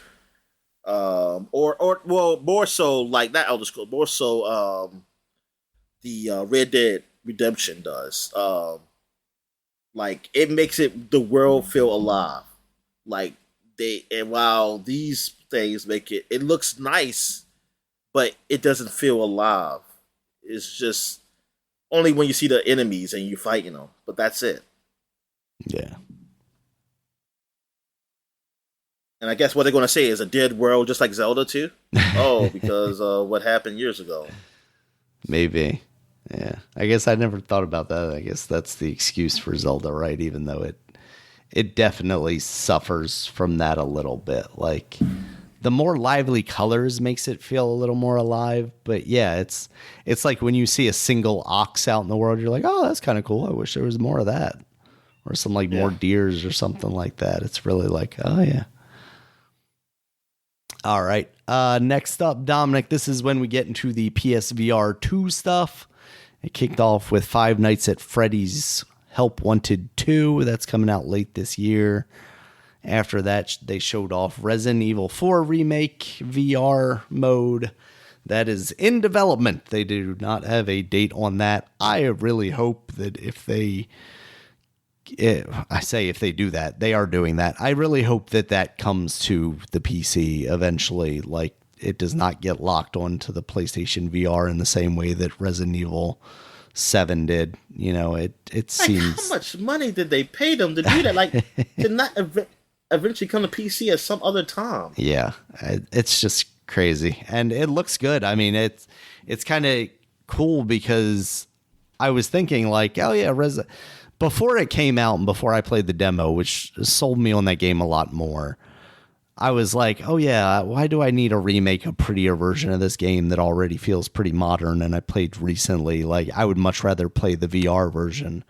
But now there's like, you can have your cake and eat it too with this version. So, you know, if I had a VR that I think could handle it well, I guess if I had a VR that would play it and a system that I thought could handle it, then that would be a really cool way to experience that, I think. After that was Arizona Sunshine 2. This was like, I don't recall what Arizona Sunshine the original is, but this looks like you're just killing zombies in VR and you're making a joke of it while you're doing it. It seems like it could be all right. That's coming out sometime this year. There was Crossfire Sierra Squad. This is a Crossfire game, in the same series of that best-selling in China game, the most game ever played that came out on Xbox and then kind of bombed and went nowhere. It's that same series. Now there's a VR version of it. Synapse. We've seen this game before. It's another first-person shooter in VR, but you've got like telekinesis powers where you can kind of pick stuff up and throw it around and move stuff. That game is coming out July 4th, so that's sooner than I was expecting. I feel like the last time we saw it, I didn't realize that it was maybe as far along as it was. And then the last VR game, Beat Saber, that is now out on the PlayStation VR 2, and there is a Queen pack available for that now. So if you are into the music of Queen, that seems like that would be a pretty fun pack to play in that game. So yeah, wait a minute, the Queen pack is. It's not. I don't think it's exclusive to the PlayStation. Let me make sure there. Oh, good, because I would definitely get that. Yeah. Queen Beat Saber. Just listen to a little bicycle. Yes, you can get it on the Meta Quest. So. All right. Yes. Come on now, Dominic. All right. Next up, Dominic, Bungie's new game was revealed with another CG they trailer. Got I'm sorry. On the MLB The Show. This must be new. I don't think it was there because I didn't see it for unlocks. They added a sound where you could say "You're killing me, Smalls" from Sandlot. That's pretty all right. Yeah. And I unlocked it. Yay! You don't have to go buy it. All right, next up, Dominic, we've got Bungie's new game, Marathon. Bungie's new game is their old game, so they're revisiting that series. It is going to be an extraction shooter, which some people may be familiar with. Tarkov is a very popular one of those nowadays. Basically, you're trying to go into the zone, grab as much loot as you can while surviving in the environment and making it out, it sounds like. Any interest there? We have our thoughts about the way Destiny launched. I don't have a PlayStation 5. Yeah. So is that exclusive to PlayStation 5? I believe it might be. Okay, well then, none. Okay. I mean, it also doesn't have a release date, so in 2027, when you have one, it might be available. No, there's a little interest. I mean, it's something I'm curious about, like to see how it is. I mean, I'll see. Right now, I don't have a system to play it, but yeah, if I had a system to play it, I will be keeping an eye out for it. Yeah. Or I hope it just comes to PC or something. Mm. All right, next up, Dominic, another Bungie hit, Destiny 2, the Final Shape expansion. It looks like Cade is returning, the character that was killed off. Yeah, I finally listened to the trailer because I didn't have the sound on when I saw it the first time, so I saw like, oh, I guess it's supposed to be like a big moment. Mm-hmm. See, if you had an E3, you had people clapping, Daniel. People have been clapping like, oh my God, he's back. He's back. Instead, you're just like, hey, what's he doing here? Yeah, they're going to be doing a showcase for that. I don't think it's a PlayStation showcase, a Destiny 2 It's showcase. in August. But In August 22nd for that. Next up, Firewalk is a studio that was acquired by Sony, I think, relatively recently. They had a trailer for their game Concord. This trailer showed absolutely nothing. I think it's something related to space, and it's coming out in 2024. What did Firewalk do? I'm trying to think. Firewalk, Sony. For some reason, I think about that game you used to like, the Fire Tower. Oh, Firewatch, yeah. Firewatch. Let's see, Firewalk Studios. About Us. Our ambition, because we haven't made a game before. I don't know, because when I look at their website, there's not a single game that they're talking about. So this might be another one that is, they bought them before, like, they actually put something out because they liked what they saw, but we haven't necessarily seen it yet. I was thinking it was like the people that made Kena, but it's not them. Oh, okay. So.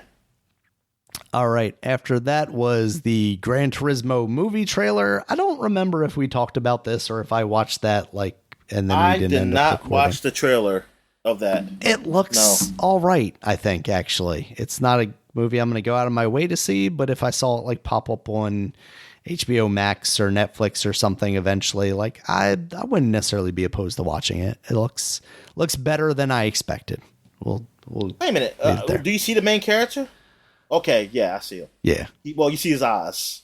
You want to see him without his helmet in the trailer? I think you do, don't you? Yeah, you do. Where?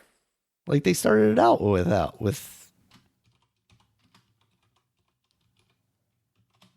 Like, I'm pretty sure he's in there. I see the guy who helps him. I see the guy who, like, his I don't know, drive coach. I don't know what they call him. Yeah, like he's playing in the cockpit right when at the start of it. I don't see him without his helmet. Let me see. PlayStation Showcase. Hold up. Wait a minute. Okay, maybe. Okay, I didn't see the very, very beginning. All right. Okay, they show him. Well, let me see. Okay, it's quick. It's real quick. Like he's playing the game. Okay, all right. There you go. Yeah.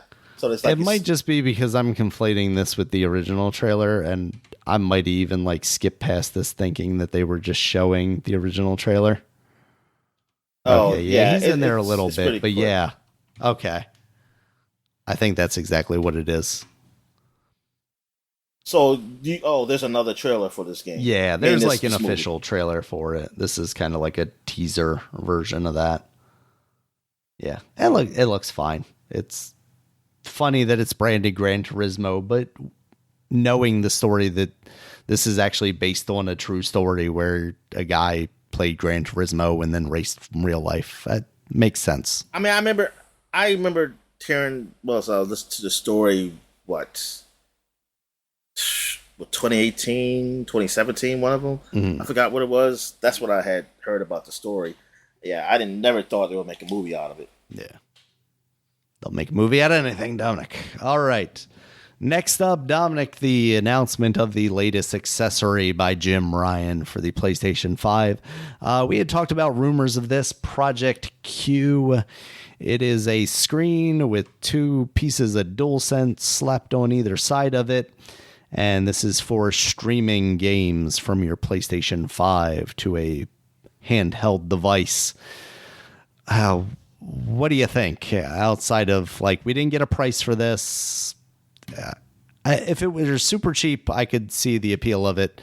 But as is, I feel like we're looking in the $200 range because those controllers are $70 as it is. I feel like this is where you get to a point where people like what their income is, because if you're a person who looks at this and like, you know what, I will buy this.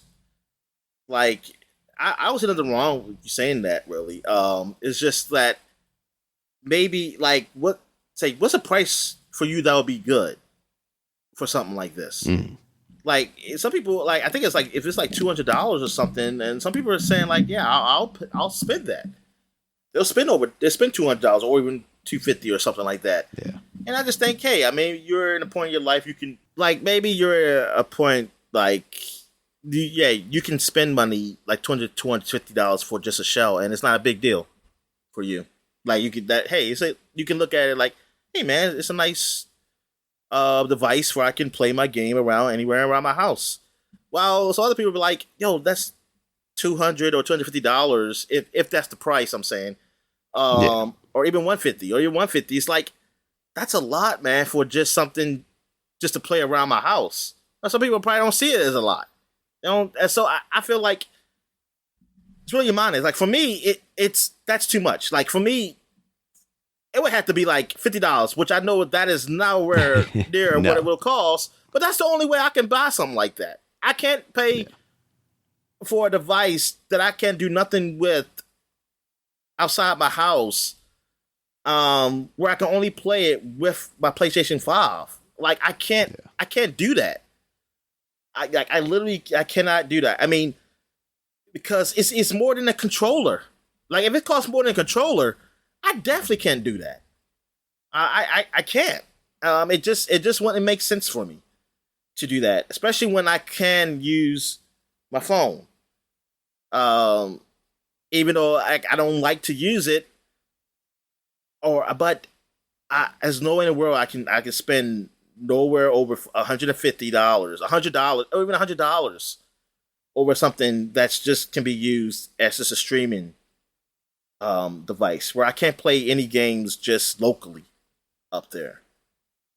Like I don't know. I mean, but it's probably worth it for people though, and where I just can't find the worth in it.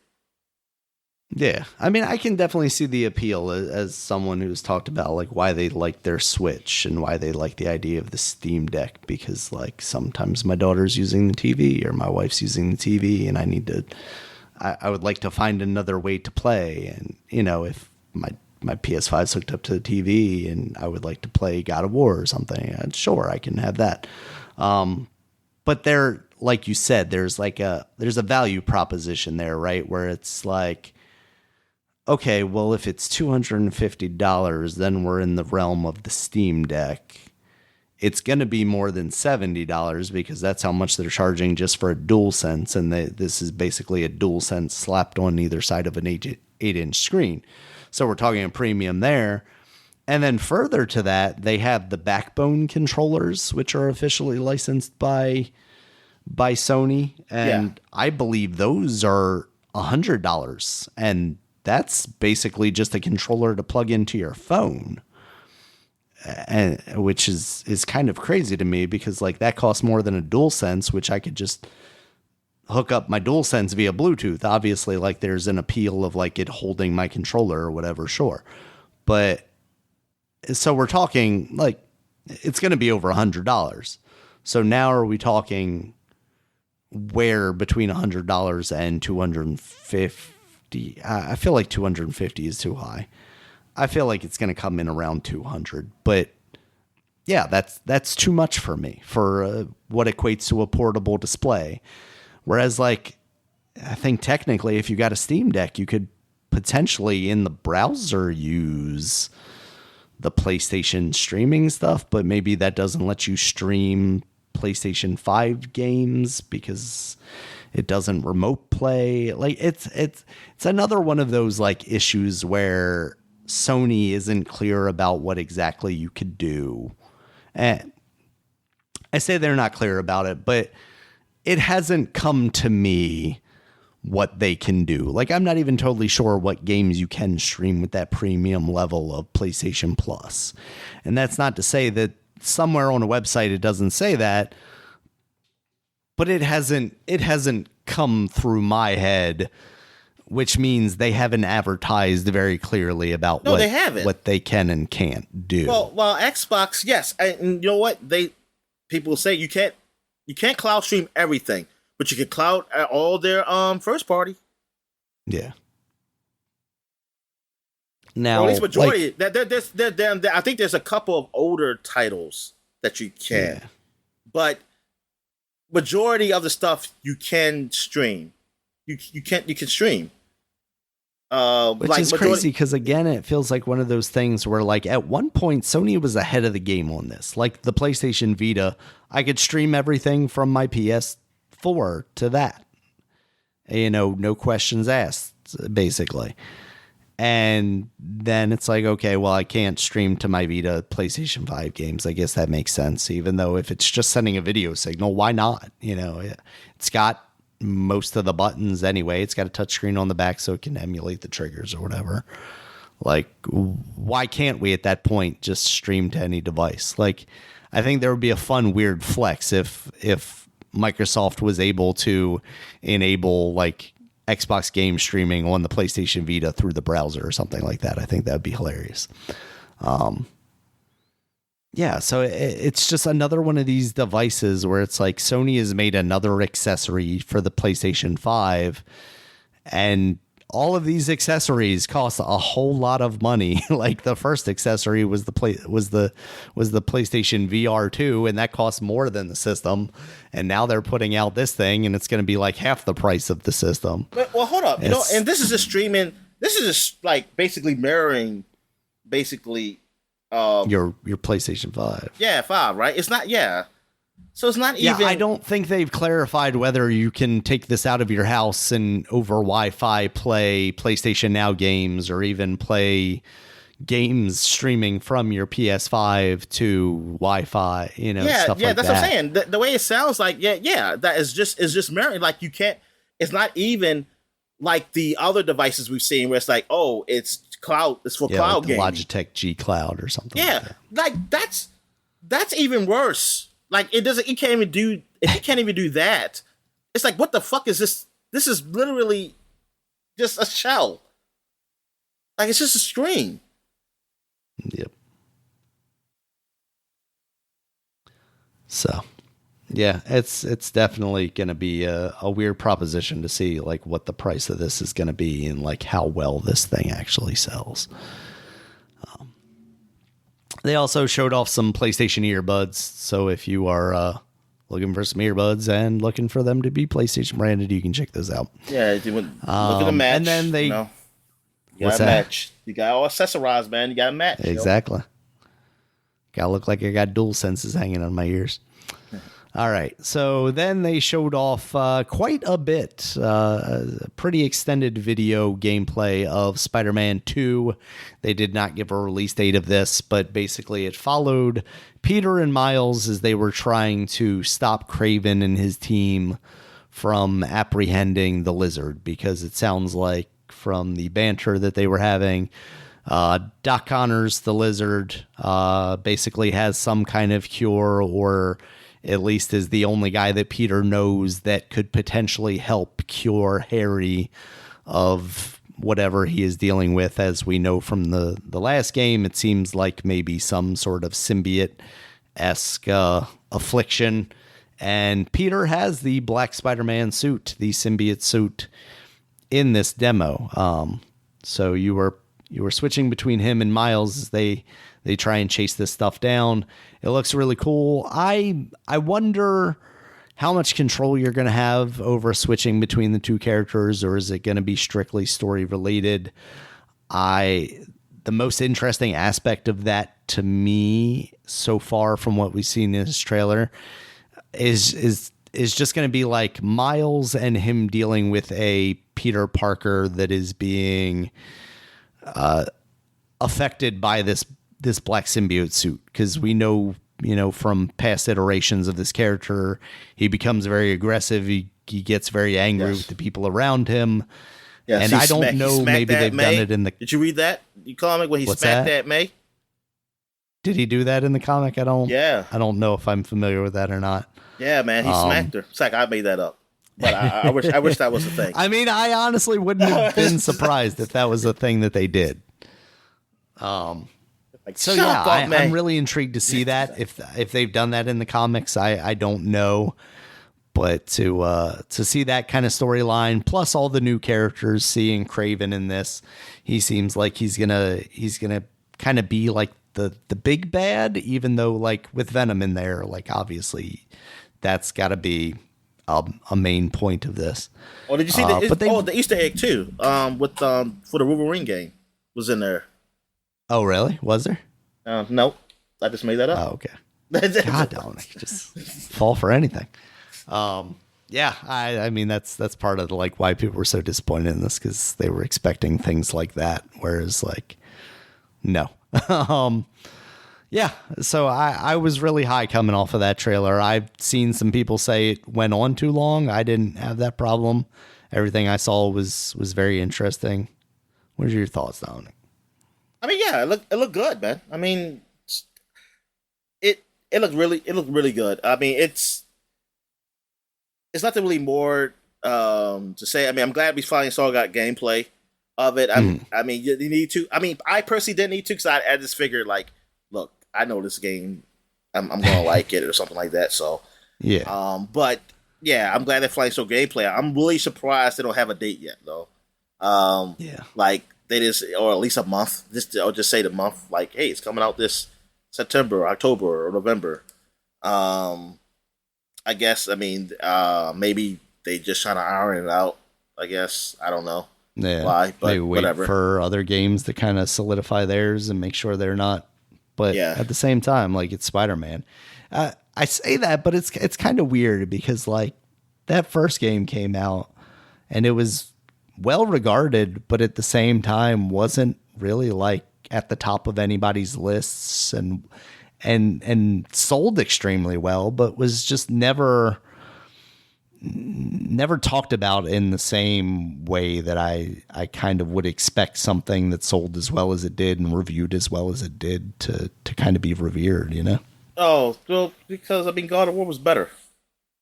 I mean, that's true. That did come out at the same year, but even then, like, I felt like a lot of times it was coming in. Just because you had a game for the year, Daniel, doesn't mean everybody has had a game for a year. I mean, sure, but I'm saying that it's a game that sold very well and was reviewed very high, and then ended up in like bottom 5 or like lower on a lot of lists. It's just, I don't know.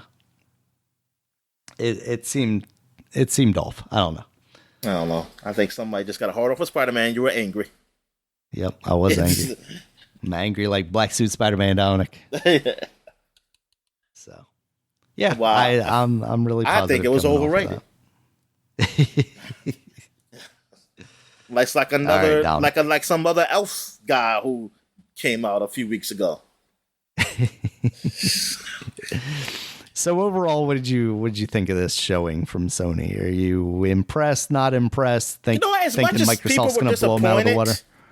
I thought it was okay, but I can also because they lowered your expectations, Dominic. That's the only reason why, and that's probably why. Is probably the reason why. But I didn't realize, like, it's been 2 years since like a showcase. Talk about these little shows.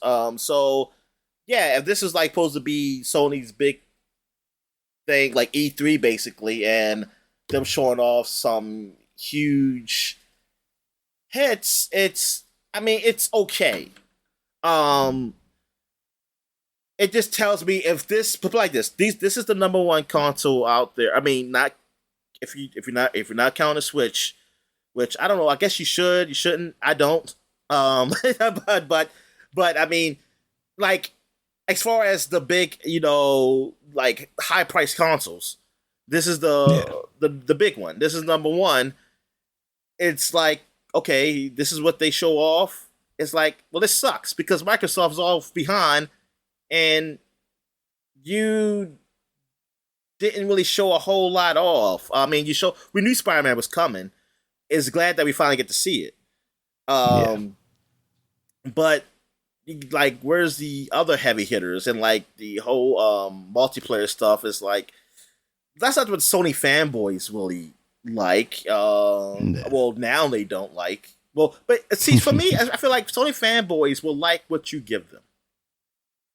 You give so you as long really, as you're Sony, yes. Yeah, that's what I'm saying. So I feel like, yeah, they didn't do a whole lot of multiplayer because they haven't done really multiplayer stuff all of really last generation. They did do some in PS3 generation, but PS4 they really didn't do it. I felt like if you would have done it, they would be for it and anything because they're the fanboys. So you gotta give what they'll go with what you give them. But yeah, there wasn't really like anything jaw dropping. Like, oh man, they got this game. Like, oh no, they got this.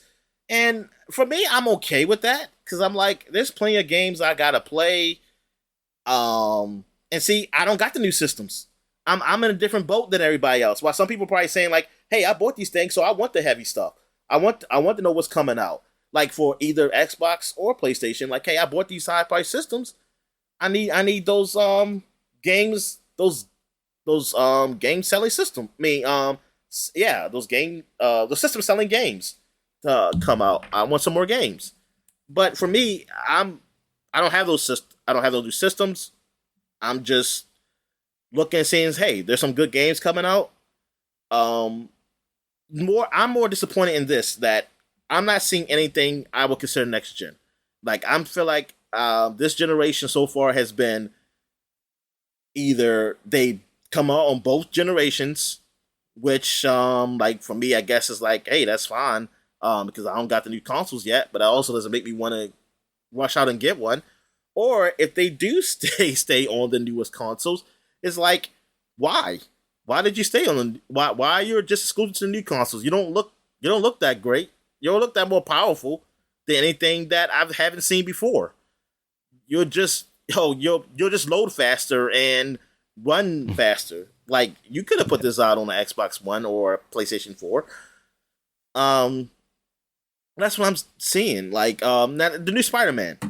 Like, I don't know. I would have to play that to really see it. But then again, I've seen that on PS5, the remasters of them, Miles Morales and the Spider-Man. I've seen what they look like, and they look great on those systems. And knowing that they can run on a PlayStation 4 is even more impressive. So I'm like, oh, so you can look like something like, man, like I would think if I would have saw those games, if they never came on PS4 and I would have saw them on PS5, I would just think like, oh, this can never run on PS5. But then now that I know that, no, that's not true. It's just, they just optimized it better and they took advantage of everything like the hardware can do for that game. Mm-hmm. I'm looking at the new one right now, but like I said, I would have to play it to really see. I'm like, this probably could have been on PS4, but I guess they gotta have something up here to say like it's only on PS5 because the only other game is like Ratchet and Clank and Returnal. So yeah, they have to. So I guess they have to, and it's like it's more of them just saying no to the other system. Not that we couldn't do it. No, it's usually saying no, and that's what I see a lot. Oh, sorry, drop the phone. And like with the Xbox, like the third party stuff, like Street Fighter is not on Xbox One, but is on PlayStation 4. So I was under the impression that, this is like they really focus on the next gen. That's not true. They just chose not to put on Xbox One, and it's on PS4. It's so, this generation is so weird. How they're doing things, and like knowing that this was what they were going to do with God of War. Like, if COVID shit didn't happen, I have no doubt in my mind that game would have been exclusive to PS5. I don't know, PS5 exclusive game, and it would not have been on PS4. And it's like, man, y'all not really taking advantage. Like, now we're in year what of these new systems? Like, it should be that we should have got to this point. 3? Like 360. It feels like 360. When we got to Gears, that was it. That was like, this cannot be played on last gen. It can't. Like, it just can't. I mean, and that's not the only game. That's just the one that just pops out for me. because I'm sure Saints Row was probably that too, and that came out actually earlier. But it was like Gears was like, man, this is next gen right here. Hell, I even thought the freaking the third King Kong was that, because that looked totally different from the other King Kong. And I was like, damn, yeah, this looks totally better than the PC one, even the PC one. Because the PC one had the goddamn consoles one. But yeah, it's just this iteration. Yeah, it sucks. But the showing overall, I mean, it sucks that the way it's going so far. The showing overall, I think, was okay. It shows some, like, I like the what was it? What's the one? The Blade, Blade Zero, whatever it's called. Mm-hmm. I like that one. Even the Splatoon looking one with the bubbles. I mean, that was nice. It was nice. I'm curious about, like, is that a full price game? What is that? Or is that a PlayStation Network game? Like, how much is that game going to cost? From like Square Enix. Like, I'm wonder about that, because like, it would have to have everything that Splatoon 3 has, because Splatoon 3 was like $60 or $50 to $60, and Splatoon 2 was too, and shit, I don't know, maybe it still is Splatoon 2. But like, and I think that's overpriced for those games, honestly. I'll be honest with you, I don't think 3, I really don't have an argument for it, because I don't know enough about 3 to say that it's overpriced. I know enough about 2 that it was. But I wonder how much of a game is that Square Enix game, because I can't see myself spending $60 on that game. Well, $70. $70, yeah. Yeah, I can see us definitely not playing $70 for that game. It had to be a lot more than just its multiplayer. And there's some of the indie stuff look pretty good, but you don't buy those big hardwares for indie, because those games can be played on the last gen systems. Like, I don't played on a Switch in some cases. Yeah, exactly. And I can play on my PC. So I got a PC. If it's not exclusive to the PlayStation, then I don't worry about it. It was an okay show, and I think Xbox is seeing, and that's the problem. Like, I need Xbox to do better, so you can make it so that these companies would be better. Because Xbox, like we said, but like Sony has not really come out with much. All they had was God of War between this time and now. They had God of War. You could have had something. Unfortunately, Redfall did not pan out. Starfield was supposed to come out last September, honestly. So I guess that should have been it. But you didn't have that. You need something. Like, you can definitely have a better showing than them. Though I know some people are saying, like, man, Xbox is going to win this showing. Maybe, but I need them to actually come up with games too. I need them to come up with the games. Like, as much them as showing me another CG trailer for Fable and another CG trailer for Perfect Dark, like, sure, that might impress, but like, no. Yeah. Like, that's only good. That only works when you had games come out. That's the only time it works, and that's why Sony can get away with doing that with a lot of these games. Like, they show a lot of multiplayer stuff that people probably, the Sony fanboys, don't really care about, but they can get away with it. Because it's like I told you, what you going to do? Where you going to go? You got nowhere else to go. Like, if you're a Sony guy, where if you could have got a high power PC by now, you wouldn't have gotten it. You would have gotten it. So you're not going to go to Nintendo. What, you're going to go to Nintendo and play, 30 frames per second games, 720p? And you're going to go to Xbox where you play nothing? So you got nowhere to go. That's why you need these other companies. That's why you need these other companies to be good. Then you won't have this. Yes, we need competition, Dominic. That's what we need. That's why Microsoft needs Activision, Dominic. I keep dropping this thing. Another studio for them to fail at releasing games for. We just need EA, Ubisoft, and Activision to team up and then create their own console so they can also create competition. Exclusives everywhere, Dominic.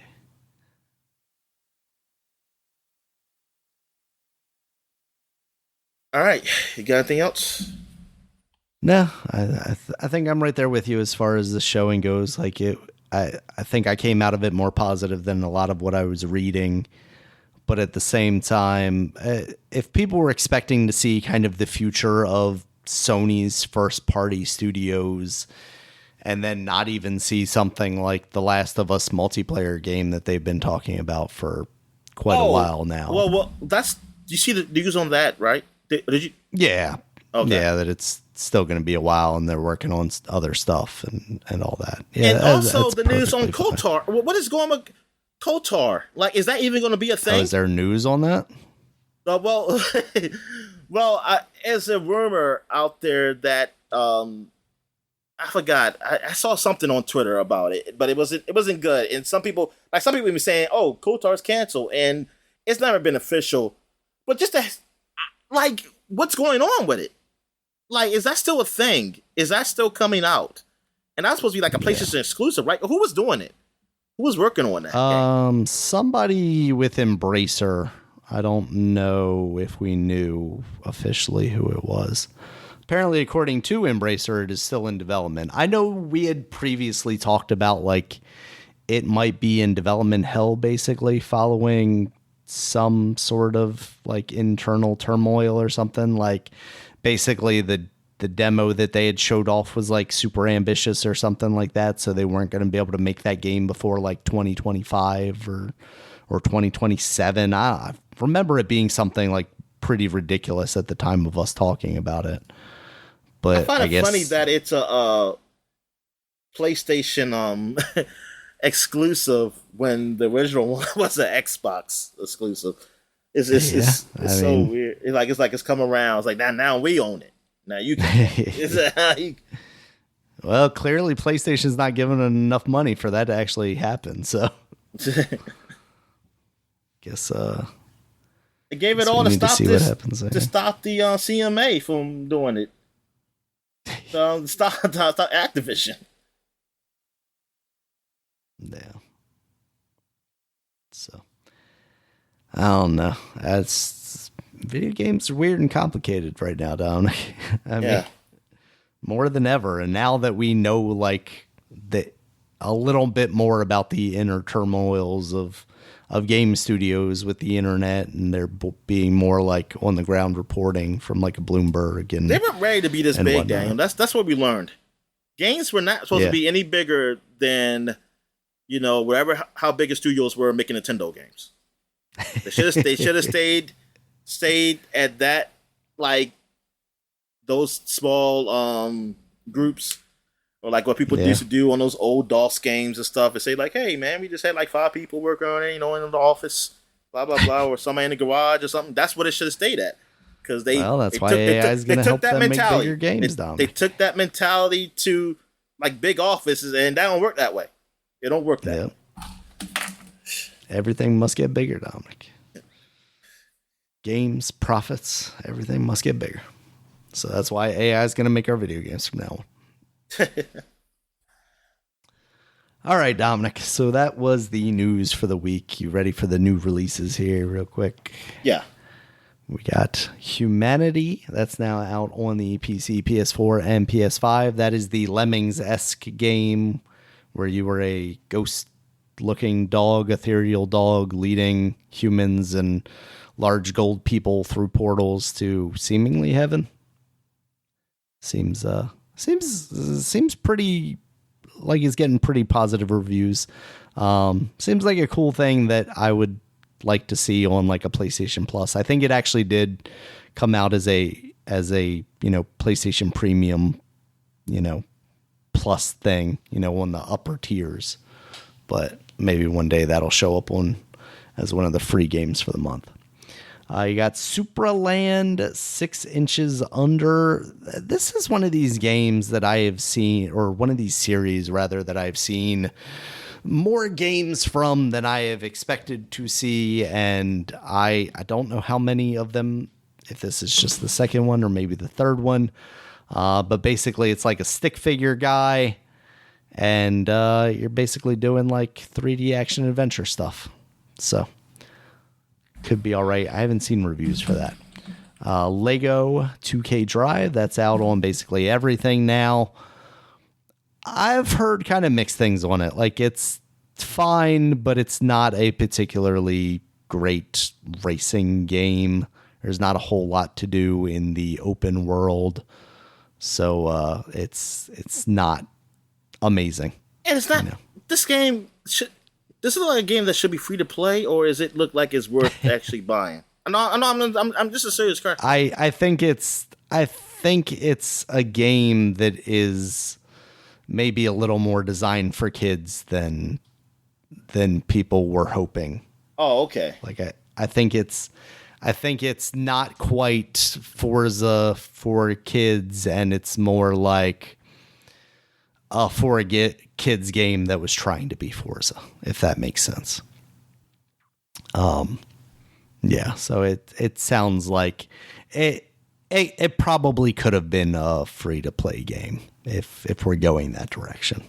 Honestly, especially with the microtransactions that they've got, going on in there. All right, you had mentioned it earlier, but Convergence, a League of Legends story that's now out on the PC, Nintendo Switch, PS4, PS5, Xbox consoles. That is the 2D kind of side-scrolling action platform game starring Echo from the League of Legends, who appeared in the series that we watched on Netflix. That looks pretty all right. I haven't seen too many reviews for that yet from the bigger outlets, but the couple of things I saw on Metacritic, it seems like were pretty positive, 70s, 80s. So might be worth checking out. Planet of Lana, you had mentioned that earlier. That's out on PC and Xbox. Seems all right. Warhammer 40K Bolt Gun, that also you mentioned earlier, seems really cool. I hadn't really heard about that until you mentioned it, so I'm into looking at that. That's out on PC, Nintendo Switch, PS4, PS5, Xbox consoles. You also have Star Trek Resurgence, which you mentioned earlier, PS5, PC, Xbox. That is the Telltale-esque Star Trek game. And then you have The Lord of the Rings Gollum. That's out now on PC, PS4, PS5, Xbox One, and Xbox Series consoles. That is not faring particularly well in reviews, Dominic. No. It sounds like that is Xbox 360 game that came 2 generations too late. At least they're saying it's for Xbox 360. Darn. I was thinking older, PS2. But okay. Yeah. That's a little rough. Yeah, it's unfortunate for them, but it doesn't seem like it panned out too well. The developers out there basically saying, "Hey, we did our best. Nobody intends to release a bad game." But, geez, Dominic, this is maybe reviewing even lower than I had expected based on what I had been hearing about it. Right now on Metacritic on PC, it has a 41. On so why PS5, so is this like a hate play going on Twitch? Because that was pretty high. I didn't have to go look for that. They're getting paid, Dominic. They're getting paid. Yeah, that's bad. Like, PS5 being a 36, I did not expect to see a score that low, honestly. But yeah, I think the people came into this thinking like, oh, this might actually be a good game. It's, if I recall correctly, it's made by the guys that made like Styx or Strix or the. They did make that game. I was gonna say it'd be like it. Was it not them? But I didn't know it was them. I thought it had been them, but maybe I'm just incorrect about that. And it just looked like it was that game. So yeah, that's me. I knew it looked like it. I would just say like, hey, I mean, I guess they just put Golem with the stick stuff and add some orcs and some humans. Maybe that's what they should have done. Yeah, no, it was not them. That is Cyanide Studio. Let me not do that to them. I know. I said, why'd you insult us? Those apparently are also the same guys that do like Blood Bowl, so good for them. Yeah, so that is unfortunate. Another one bites the dust, Dominic, but another Lord of the Rings thing that is angering the internet. First we had the show, now we've got this. So, hey, that show, not good. I think as much as it angers the internet, I think the internet was watching though. Oh yeah, we're definitely getting season 2, Dominic. There's no doubt about exactly. That's what I'm saying. I think people just be especially I find it funny when people talk about things suck and they talk about like episodes. It's like you continue watching it. You continue to watch. Yeah. Yes, but I'm hate watching it, Dominic. So what? That's enough. Can't you tell? Can't you tell that I don't like that I'm watching this? All right, Dominic. Yeah, so that is it for the week. You got anything else for the people? Nah, I'm good. All right. Thank you guys, as always, for listening. You can check us out on Twitter. Dominic is at DStalworth5. I'm at Regulus MB. The podcast is at Superpod, SUPAPOD. Superpod.com is the website. You can check us out there. It has all of our podcasts, as well as links to all the places you can find us, including YouTube, where there's a video version of this podcast, as well as all of the audio places like iTunes, Stitcher, Google Podcasts, and Spotify. And until next time, guys, we'll talk to you later. All right, see you.